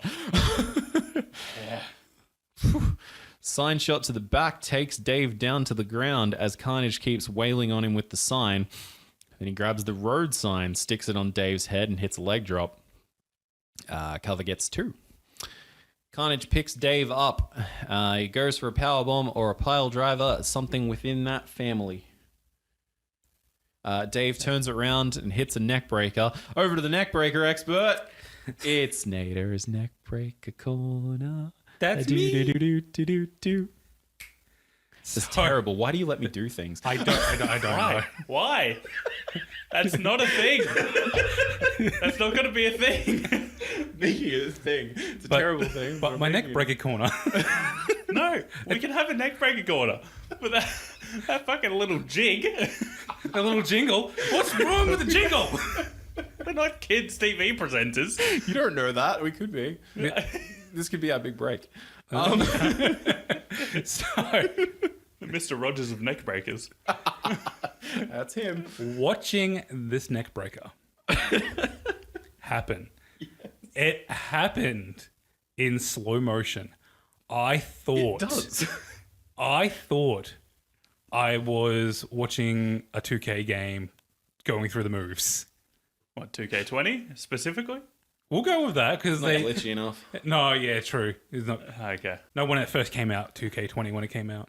There you go. That was when it was glitchy enough. Yeah. And just No, I'm saying like this neck breaker wasn't glitchy enough. no, That's what I'm saying. Yeah, no. Someone didn't get Yeah, launched but- into the sky or anything. No, Correct. but just like It's like, yeah. it was okay. It's okay. Okay, and moving on. Yeah. Had to check his video speed. Like, are you sure this is real time? Is it real Do I have it on 0.5 speed or something? No. No, everything's fine. Okay. And they're on the ground. he goes back. Fundamentally, it's a nice looking neck breaker. It's just in slow-mo, and I don't know why. Yes. Defies gravity. Yeah, it does. It's actually impressive. Amazing. Dave climbs a ladder, and going by what I can hear, it would seem that he is going Extreme Dave in the style of Rob Van Dam before he hits it. But we can't see it because the fucking camera is not there. Damn it, people. It's not been the best on this show, the camera work, if I'm quite honest.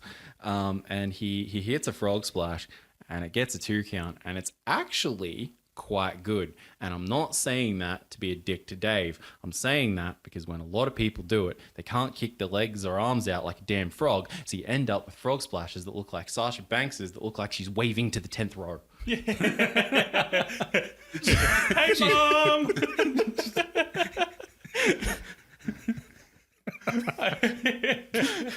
Okay, frog splash. Pull in, out. Nope. It's like a dog swimming through water. That's what it is. The old No. doggy paddle splash. Doggy paddle splash. That's more graceful. So yes, Dave, it's a compliment. You kicked your arms and legs out. That's what I can hope for. It's very good. It's better than most people. Exactly my point. Camel clutch by Dave. For this one, he actually sits down, so it's not a Steiner recliner. And then he changes that into a dragon sleeper. I always thought it ironic that Steiner recliner, but he does it standing up, not sitting down. But I mean, he's Scott Steiner; he can't sit down anyway. So No. And then he changes it into a dragon sleeper, which is cool because he's still got the legs there from the camel clutch, but got the dragon sleeper locked on. Carnage grabs Dave's legs and slams him backwards into a pinning predicament and gets 2. Carnage picks Dave up and hits total Carnage running slam without the running part. It's not great. No. Not for a finisher anyway. No. Should have been the British Bulldogs, Braun Strowman power slam. Yeah. Yeah. That would have been better. But it only gets 2 count. Both men to their feet. Dave hits some knees, but Carnage grabs him and lifts him into position for a second total Carnage. Also, I feel like we've complemented his submission move, so we can get away with putting down slightly on his slam. Yeah, I feel like his submission move should have been his finisher. Well, it was one of them. Well, one of them. It's total Carnage and absolute Carnage. It's like his 2 finishes at this point. But Dave punches his way out of the second attempt, and Carnage falls on his ass. Dave grabs a ladder, stomping Carnage on his way over to it. Carnage is on his side, so Dave leans the ladder on his back and runs up and drop kicks it. He goes for the cover, but only gets 2. Dave goes for a spear, but Carnage catches him, picks him up, hits a DDT. Dave fucking jumps. Yeah. He jumps. He dives into that bump. Yeah. Cover by Carnage. Dave kicks out. Dave locks on a guillotine choke. But Carnage punches and powers his way out of it. Big right hands from Carnage. And then he locks on a Boston Crab, and that's a pretty good one too. Yeah. Yeah, it was pretty good. Very Pretty good. Dave won't tap. So Carnage lets it go. And again, so knowing what I know now, I think Carnage's knees have had enough of this submission nonsense. His knees are pretty shot by this point. Carnage has a ladder, but he's completely fucked, so he's leaning on it for support. Dave gets up, clubs him in the back, kick to the stomach, and hatchet to the head. This one is an example of someone not really knowing how to take it. No. But that's okay. This one still didn't look terrible. Yeah, wasn't the worst I've seen. Wasn't the worst. Then Danny Ace runs in and he clobbers Dave with the title belt. Fucking bang. Yeah. Oh, that's who ran in. Yeah. I couldn't see shit, so. You couldn't see shit from the cameras? Yeah, okay. I mean, there just wasn't anyone there, so. Oh, yes, of course. Couldn't see anything. The camo. You're making a joke about the camo. If anything, it was a floating shirt. You're making the joke about the camo. Fuck oath I am. But this works on 2 levels, and I'm really enjoying this. So at this point, and I wanted to talk about this later, but fuck it, you're bringing this up. I'm talking about it now. Mm-hmm. At this point, and you can't hear it because Arthur Hayes is screaming over it on commentary. Damn it, Arthur. I know. There is. So he's wearing the camo pants and the UFC camo hat. There is a child that says, "Oh my God, it's John Cena!"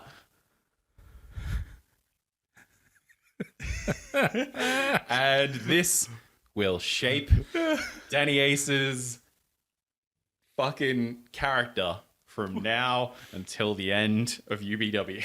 Bless that kid. Yeah. So, yes, can't see him, and you can't see him. Yeah. Boom. He's got protection from being seen ever. Yeah. You can't see him on video or in real life.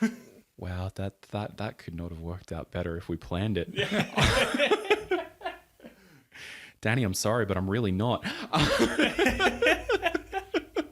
Doomsday. Well, I kind of got my character out of that show. Because remember, I ran in and interfered. And Weren't you booked to face Swinburne on that show? Well, yeah, but he weren't there for reasons. But I was told to run in the main event, and I put this stupid camouflage UFC hat on, and some little kid shouted, "Hey, look, it's John Cena!" And all of a sudden, like, yeah, that was my gimmick. It's gotta be it. Where's the cover? Oh, what the hell? No way!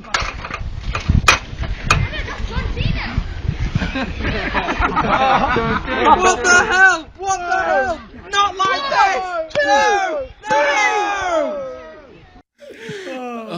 No! Whacked with the belt, and then he drags Carnage on top of Dave for the 1, 2, 3. Max Carnage retains by the skin of his teeth. This was surprisingly good as well. Yes, I yes, it really enjoyed it. And I did not remember enjoying it, but it felt like a grudge match. Dave was really pissed off about losing his title, and that really came across well, even to the point where he became the secret heel. So, yeah, what do we think? What did we think? Yeah, no, I enjoyed it as well. Yeah? Yeah. That's all I got. Maybe you should I just say your name before you I go. probably should. You're Nato. Me, Nato, enjoyed this match. Sharknado. I don't remember a lot from Doomsday back in the day. Yeah. I didn't remember a lot. Yeah. I do we'll remember. get to that as well. Yeah. Yeah. I do remember not liking a lot of it. But yeah, from watching it again, yeah, I know I really enjoyed this match. I think it may have been this show that made you go, I don't want to watch UBW I'm pretty sure anymore. it was. I'm pretty sure it was. Don't make me watch anymore. Yeah. But then I did show you more anyway. Yeah. I'm a cunt. Yeah, I got nothing more to add. You force-fed him. Did I force-fed it to him? It's like, you will eat your Johnny Magnum Brussels sprouts. He did, and I learned to love him. And your Extreme Dave broccoli. Fine, you can skip out on the RWL. It's fine. I'm fine with that. But if you skip out on this champagne, what's another shit food that kids don't eat? Everything, because they're fussy little cunts. You skip out on this. Your champagne peas. You skip out on your champagne champees. Yeah, champees. You're not getting any Johnny Magnum dessert. Can I have 6 helpings of Johnny Magnum dessert? You may. He wrestles enough. Henry, your thoughts on this one? No, I actually thoroughly enjoyed this one. Mm-hmm. I had a lot of fun. It felt very different to the rest of the show. And I loved that. Like, after the Ironman match, I was kind of like a little worn out. But then seeing how the match started, and like it was pretty much a grudge match feel.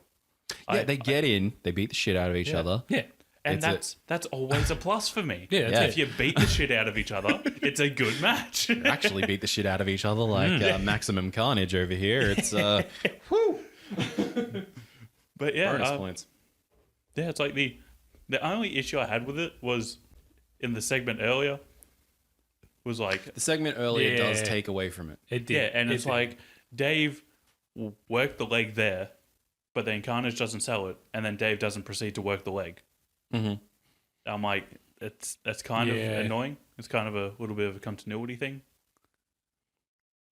or like a consistency thing. Go back and do it again. Yeah, go back and do it again. Go back. You can handle it, I'm sure. Yeah. Easy. Go back 10 years and do it right now. No, not 10 years. Just do it now. Just do it now. Just redo it now. With them in their current states. Yeah. You wouldn't, you're scared. They are. Probably. Yeah. I would be. I don't blame them. Mark says, every match that Carnage ever had involved champagne.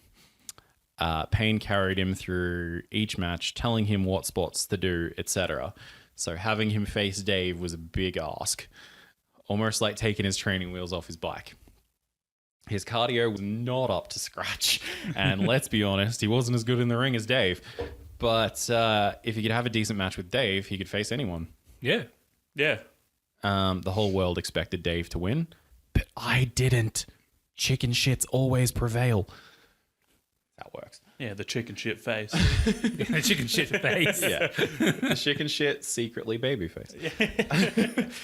So yeah, like, Secret yeah, baby especially, face. especially when you put this in to like you put that whole bit that it was like taking his training wheels off, that he'd never had. He had to do this without his buddy, without his champagne, without his bubbly, Without his bubbly. Without a bit of the bubbly. He did this and he pulled it off, and he pulled off what. Fuck, it might be my match of the night. Yeah, it was. Throw that out there. I'm doing a Yeah. crazy thing. You doing a crazy thing? It was definitely mine. So, yeah. Shit, he did well. He did, yes. Yeah. I And feel- Dave is Dave. Yeah. He's great. I feel like Carnage kind of found how he liked to work in this match. Mm-hmm. He was Yeah, like I'm a hoss, essentially. Mm-hmm. Yep. He's like, I shouldn't wrestle. I should just beat the shit out of people. Yes. It's like, what else do you need? It's like that's all you need. Like, you don't have to have the greatest stamina to beat the shit out of people. No.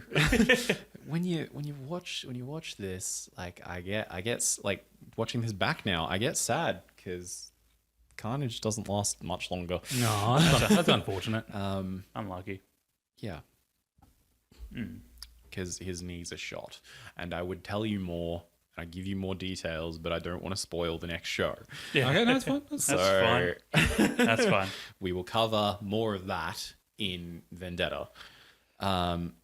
So, thoughts on Doomsday as a whole? So, as I was saying before, like I remember back in the day not liking it, as we said. It was the one that made me go, I don't want to watch anymore. But no, again, watching it, no, I really enjoyed it. I thought it was an actual good show. It's a good little show. It's which does kind of. I do feel it was a little.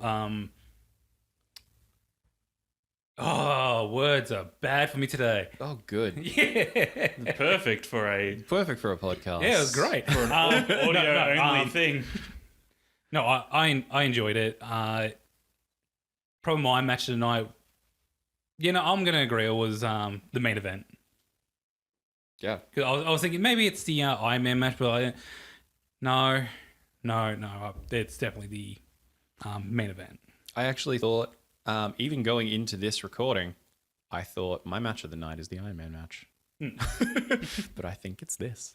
It's like I think it's that main event. It's scrappy. It's like it is a grudge match. It is two guys don't like each other, beating the shit out of each other. Yeah, no. But I'm getting way ahead of myself here too because Henry hasn't said shit. What do you think?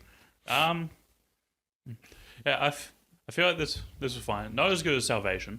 No, it's not. Not as good as Salvation. Straight up. I'll throw that one out there. Yes.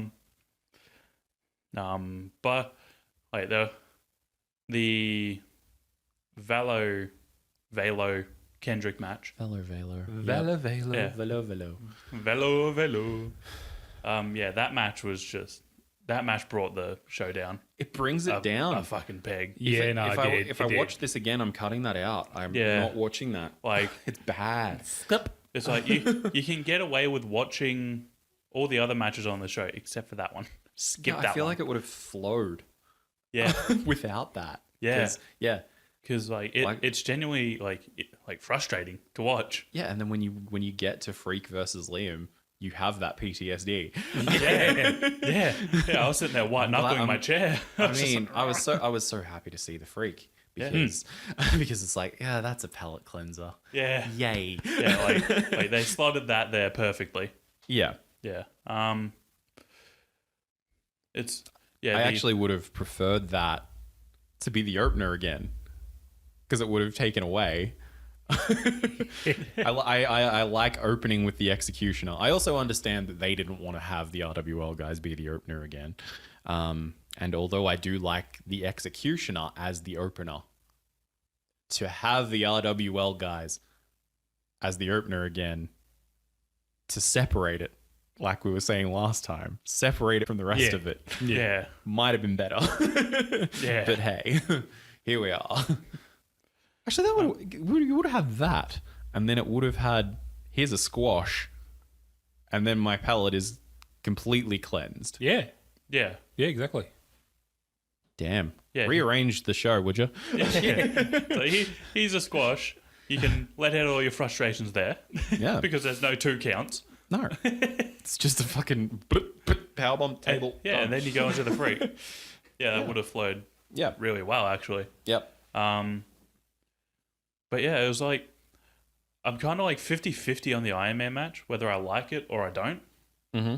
There was a lot that I liked about it, but there was a lot where, like, there was a lot of time where I was sitting there, I'm like, this is dragging a little bit. Yeah. Yeah. So yeah, I'm very on the fence if I like the Ironman match or not. Do you feel it was good, as it was well paced, like he said? It had decent pacing. Yeah. It wasn't. I mean, it's not For what it was. not Yeah, as for not what as it bad, was, not yeah. as bad as it would have been if it was an hour. Don't even. There would have been some struggle there. Yeah. But like, they did know their limitations somewhat in the Ironman match. They're like, I think we are like not going Johnny longer. knew Payne's limitations Yeah. as well. Johnny may have been able to go an hour. Oh yeah, Like I said, you can go all night. But yeah, it was just like the finish kind of took me out of that match a little bit because it was just like, he's just biding his time. There's not really anything to buy into. Yeah, because like he's guaranteed to win. Yeah. At this stage.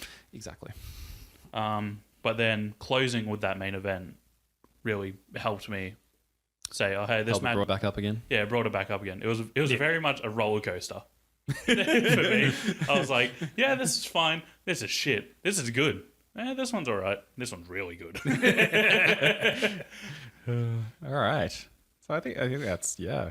that's us talking about that. As far as match of the night, I think we're pretty universal on that. It's the main event. Yep. Yeah.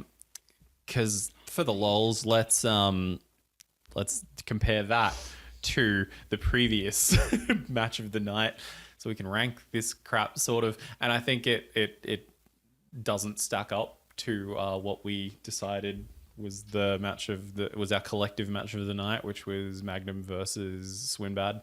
I think Magnum versus Swinbad wins that. Yes. Yeah. Easily. I also think the four-way is better than those two matches are the four-way from Salvation and the Magnum Swin match are better than anything on this show.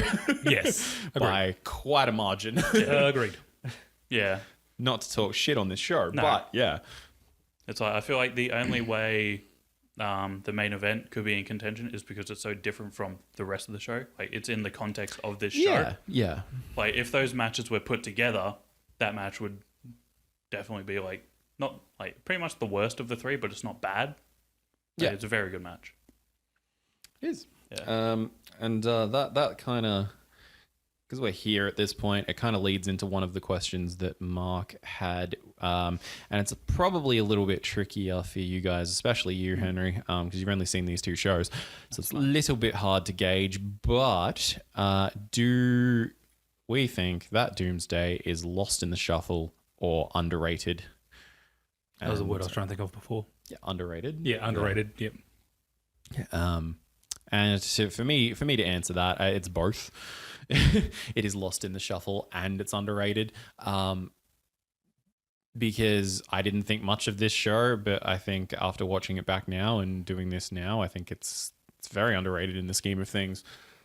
I also think that, yes, it is lost in the shuffle because Salvation is superior and Vendetta, which is next month, is also superior. And then once they get on their roll, where they just have show after show that are just great, then yeah, no one's going to come back and watch Doomsday by choice when there's better stuff to watch. That's it. But yes, underrated. For sure. Do you have anything to say to that question? So, I completely agree. It is underrated, especially going back and watching it and enjoying it. Yep. But Lost in the Shuffle, I can't actually remember the next show, so I can't answer that truthfully or anything. So, that's all I've got. It was underrated. I feel I can't really say if it was underrated. You don't know how how rated it was. I don't know the next like 3 shows that they're doing. Yeah. I know what's happening on there. So I feel like for me, it does have potential to be lost in the shuffle. Because Salvation, like, they started really hot. They started on such a high, and then this kind of under-delivered is a word. But this show does have a couple of gems in it. Mm-hmm. Like the main event, and then the Freak versus Styles. Yeah, I also think the Ironman match itself is underrated, I think, because like Mark hates it. Wanted us to rip it to shreds. I don't think it needs to be ripped to shreds. No, like it just needed a bit of critiquing. Yeah, that's all. Yeah. Maybe like the Ironman match could have just thought a little bit more ahead. Mm-hmm. But yeah, it's for me. It's probably going to get lost in the shuffle if I had to predict. Yeah, it probably will. Because, like I say, like the next show, and I'm building it up. I'm building it up for disappointment, but you son of a bitch. I don't think you'll be disappointed. I adore Vendetta, so yeah, well, that's that one. The next question, I might as well just continue because that's the page I'm on. I might as well continue with Mark P's questions. So we did answer this. I feel was an Ironman stipulation the wrong one for the first Pain versus Magnum match. Yeah. That one's kind of simple. It had escalated to the point where it needed something that wasn't just a standard match. But again, what the fuck can you do? And they do more stuff later, but that is stuff that they could do, like an I Quit match, and like there's a knockout match later as well, which is cool. There is stuff later that they do, but you are limited, and I don't think it had escalated to the point where it needed like an I Quit stipulation or anything like that. But an I Quit stipulation is more of like a payoff. Mm-hmm. Yeah. Because but yeah, I still think like a 2 out of 3 falls would have been better. Because then you could have just worked half the time. Yep. Because I feel like worked to where they were comfortable in the heat. Yeah, because I feel like you also can't predict the heat, exactly. The weather. Yeah. But it's also like the first, like everything going up to the first fall, that could have been serviceable just as a match by itself. Mm-hmm. Because when they were just on their knees, just beating the shit out of each other, you could sell the desperation in wanting to win the match. But but it also did need a stipulation. Yeah. Yep. You agree with that? Yeah, I completely agree with that. Yep. Nice and simple. Who, if anyone, definitely people, would we have liked to seen face the Executioner? Straight off the bat, Carnage. Yeah. No, I would have liked that. Oh, that would have been fun. Hoss fight. that would have been fun. Yeah. Yeah, Carnage. Carnage. Yeah. But everyone, to see like an Extreme Dave bumping like a boss for him, would have been cool. Yep. Same with Jonny. But yeah, like I said, like the build up to this was gonna be the build up for the Executioner was gonna be, he beat pretty much everyone. He had a match with everyone leading up to him winning the title, basically. Like the final thing was the champion lost. Yeah. So he had lost to a thing. So he wins the title from him, I guess, was the plan. But yeah. Yeah, it's pretty much he's the ultimate punishment. He's the ultimate punishment. For being like humiliated or something like that. Mm-hmm. Or like not serving UBW well. Yeah, not serving UBW well. Yeah. But yeah, Carnage would have been great. Pain would have been great. Apparently Mark had a really good match planned with him. Yeah. And yeah, just seeing someone like Jonny bumping around like a boss for him as well would have been incredible. And I'd also like it. It also give the general manager Christian Sharp like a bit of like that heelish kind of thing. Yeah, a little bit like, more to do. It's like I don't like saying a face. He's like, I don't like you. You're gonna face the executioner. Yeah. It's like, why? What did I do? I just don't like you. I just hate you. You're a cunt. You're a cunt. Fucking despise you. But yeah, I didn't talk about this earlier, I guess, but the executioner, he has such a presence. He gives off that vibe of, you are fucked. Yeah, like he carries himself well. Yeah, and it's such a shame. And yeah, especially after this, it's like I'm gonna get my shit kicked in. Yeah, you will get your shit pushed in. Yeah, by this guy. Yeah, it's like when he was coming out with Insaneo. I'm like, I didn't know much about him, but just the way he walked and the way he looked at Insaneo, I was like, ooh. There's a shot, and I'll show you of the previous Relentless, which is just that 2 out of 3 falls match between Jonny and Dave, where Executioner comes in and he hits a choke slam on Dave, and Dave looks like he is embedded in the ground. Such a fucking awesome shot. Yeah, I'll show you after we're done. Yeah. Dave has a few questions also. First of which, I will put here first because I like it. Leading into Doomsday, do we feel that they had pushed Danny Ace enough? He was fresh in, and then bam, main event level. Should they have built him up more? And the way that he originally wrote this on the chat was, do you feel we Danny Ace enough? Which is hilarious. But it made perfect sense, though. Oh, yes. And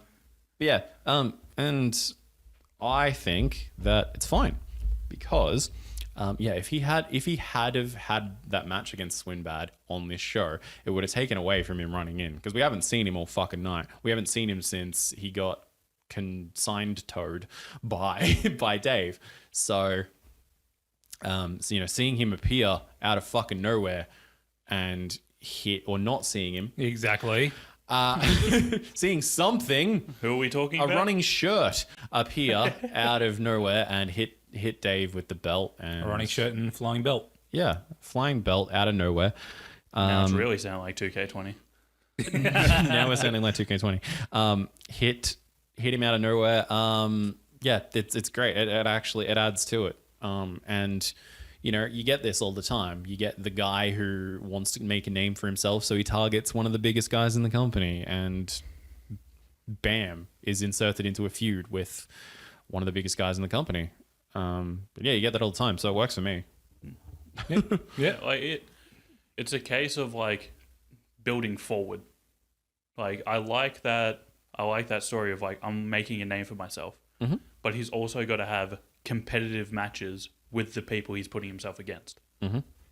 So going forward, He does. Yeah, just putting that out there. Going forward, it'll be good to see him like, oh hey, I'm versing Dave. Have a competitive match. May not win. Yep. But he puts Dave to the limit. Mm-hmm. Goes against Jonny. Yep. He might sneak a win in, or like something like that. So yep.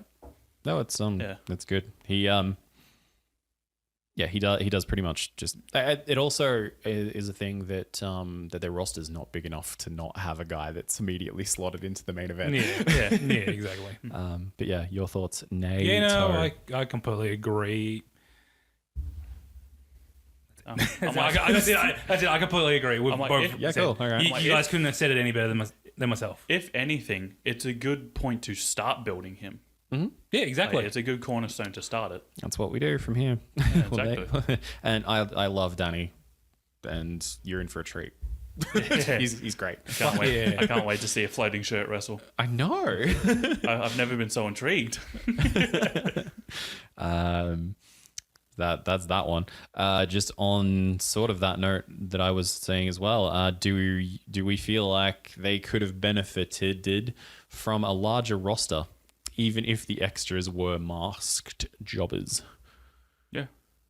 Of course. Yeah. That one's an easy one. You always need jobbers. That's an easy one. And extras. The problem that you have with masked jobbers, though, is that you get attached. And that's what happens with the freak. And that's, as we know, when we create, if they're shitty little creator characters on games, we create a shitty little jobber, fucking masked guy, generic jobber guy, and we became the more attached to him than our own characters. So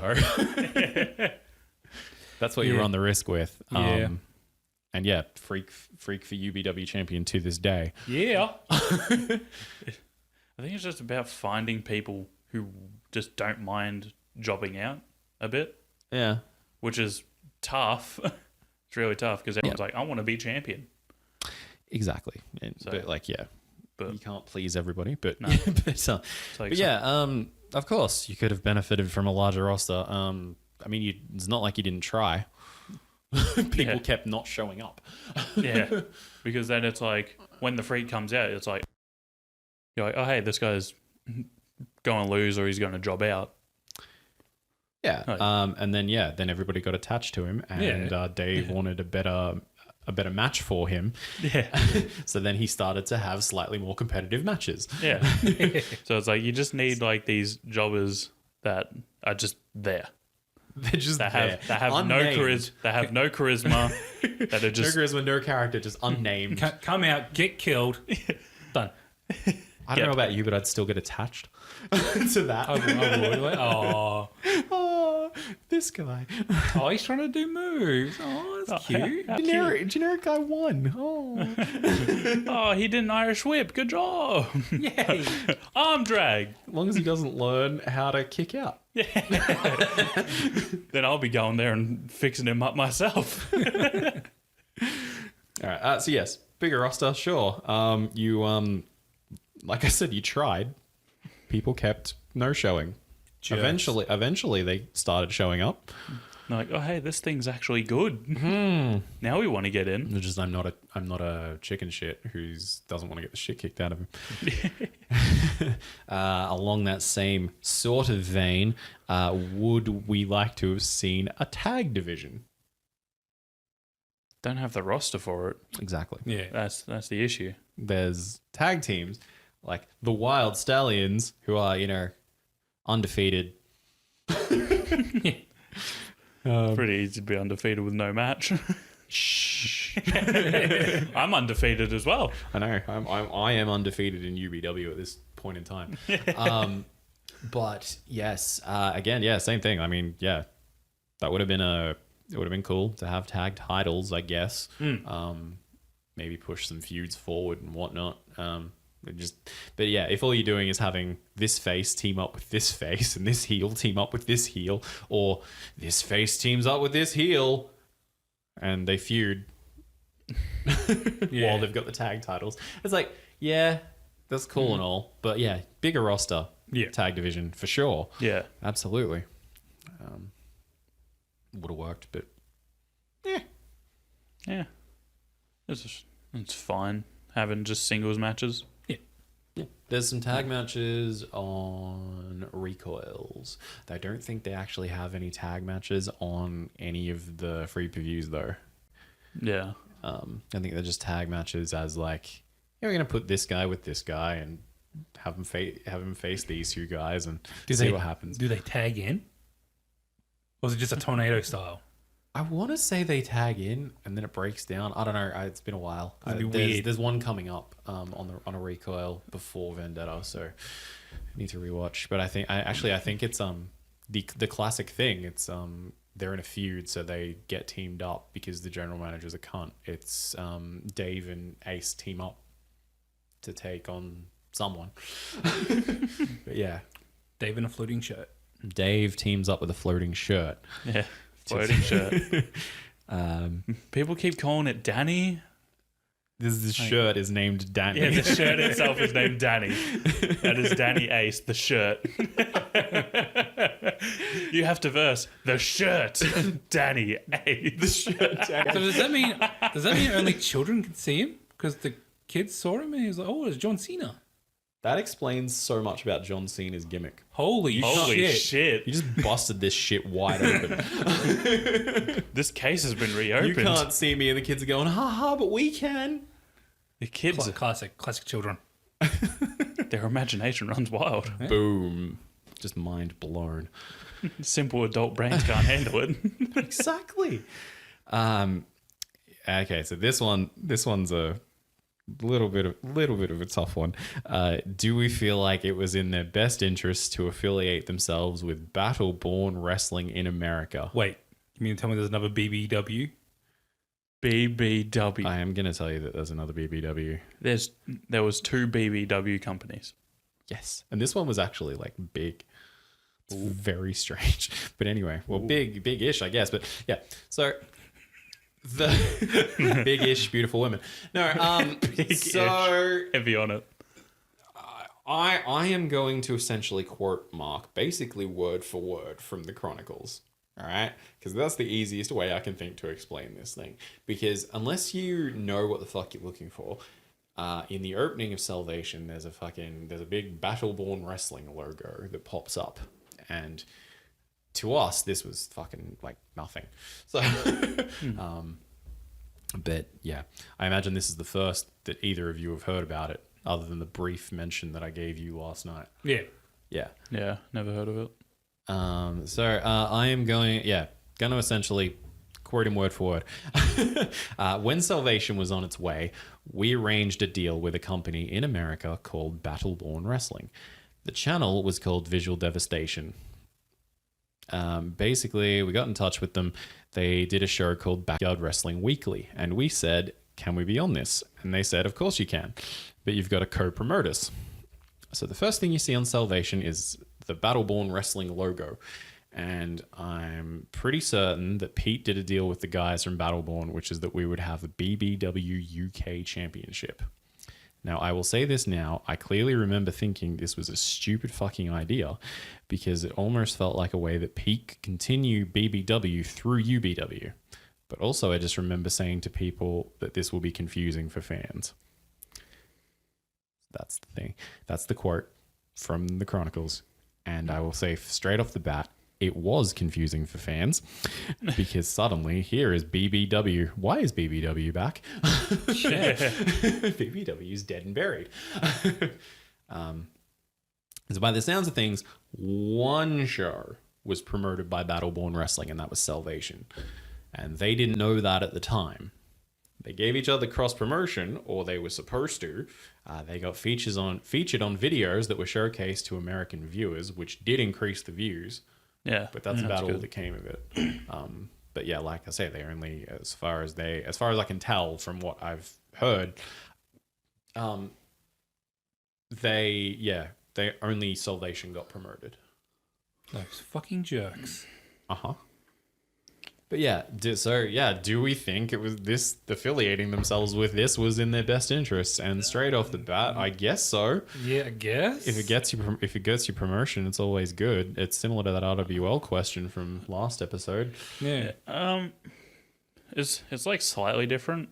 It is because it is a big company. It's a big advertises for backyard wrestling. But yeah, I think once they don't fulfill their side of the bargain. Once they don't fulfill their side of the bargain, it's like I think it's time to like maybe talk it out or cut ties. Yeah, just move on.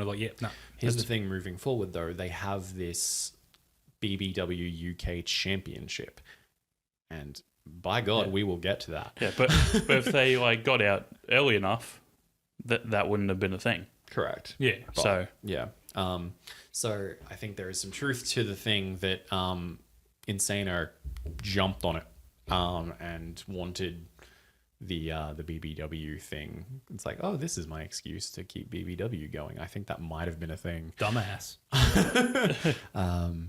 But we'll get to that. There's a thing. It basically becomes their secondary title. It's their It becomes their IC belt. Yeah. So there is not in the next Recoil, not in Recoil 5, but Recoil 6. think that's the numbers. The one before Vendetta, I think there is a fatal 5-way for that belt. Okay. I see. Yeah. Yeah, I can see it being confusing. It was confusing. It was like, what? Okay, Battleborn Wrestling, cool. Okay, yeah, but then why is this the BBW title? Is this just BBW coming back? Much confusion was had. I bet. Yeah. I mean, my little brain just went, this is just Insaneo. Why is he doing this? And why did the other guys letting him do this?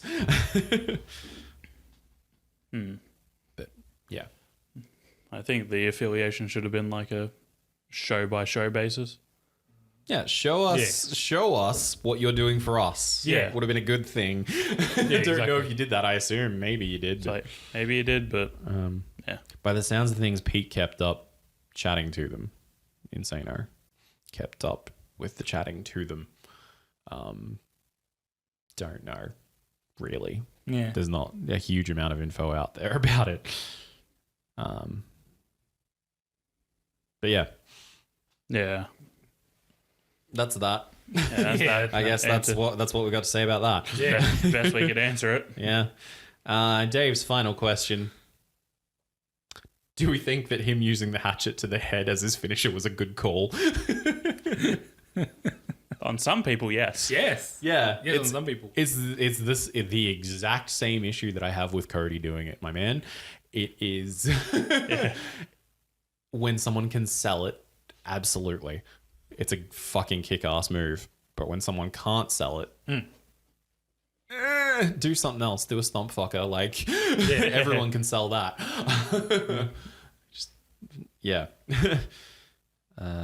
But the stomp fucker sort of became his not a finisher anymore. It became a signature move. Yeah.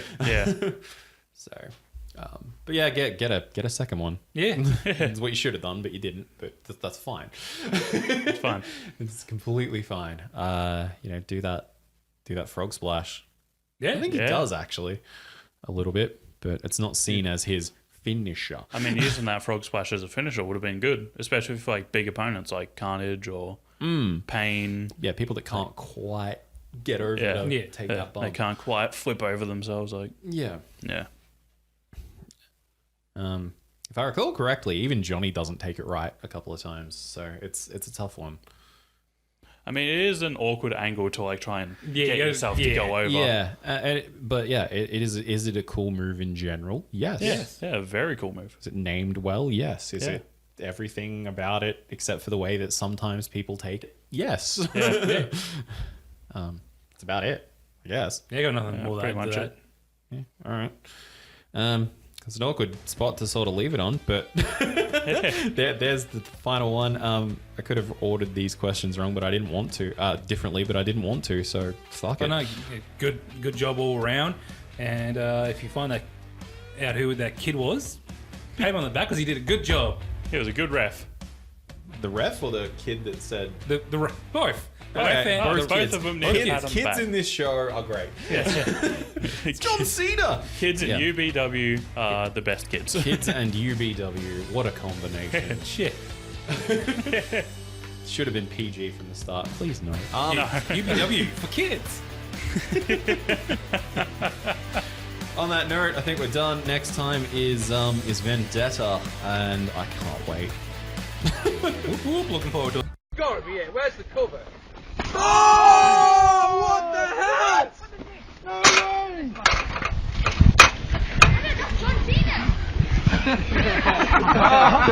What the hell? What the hell? Not like this! 2, 3!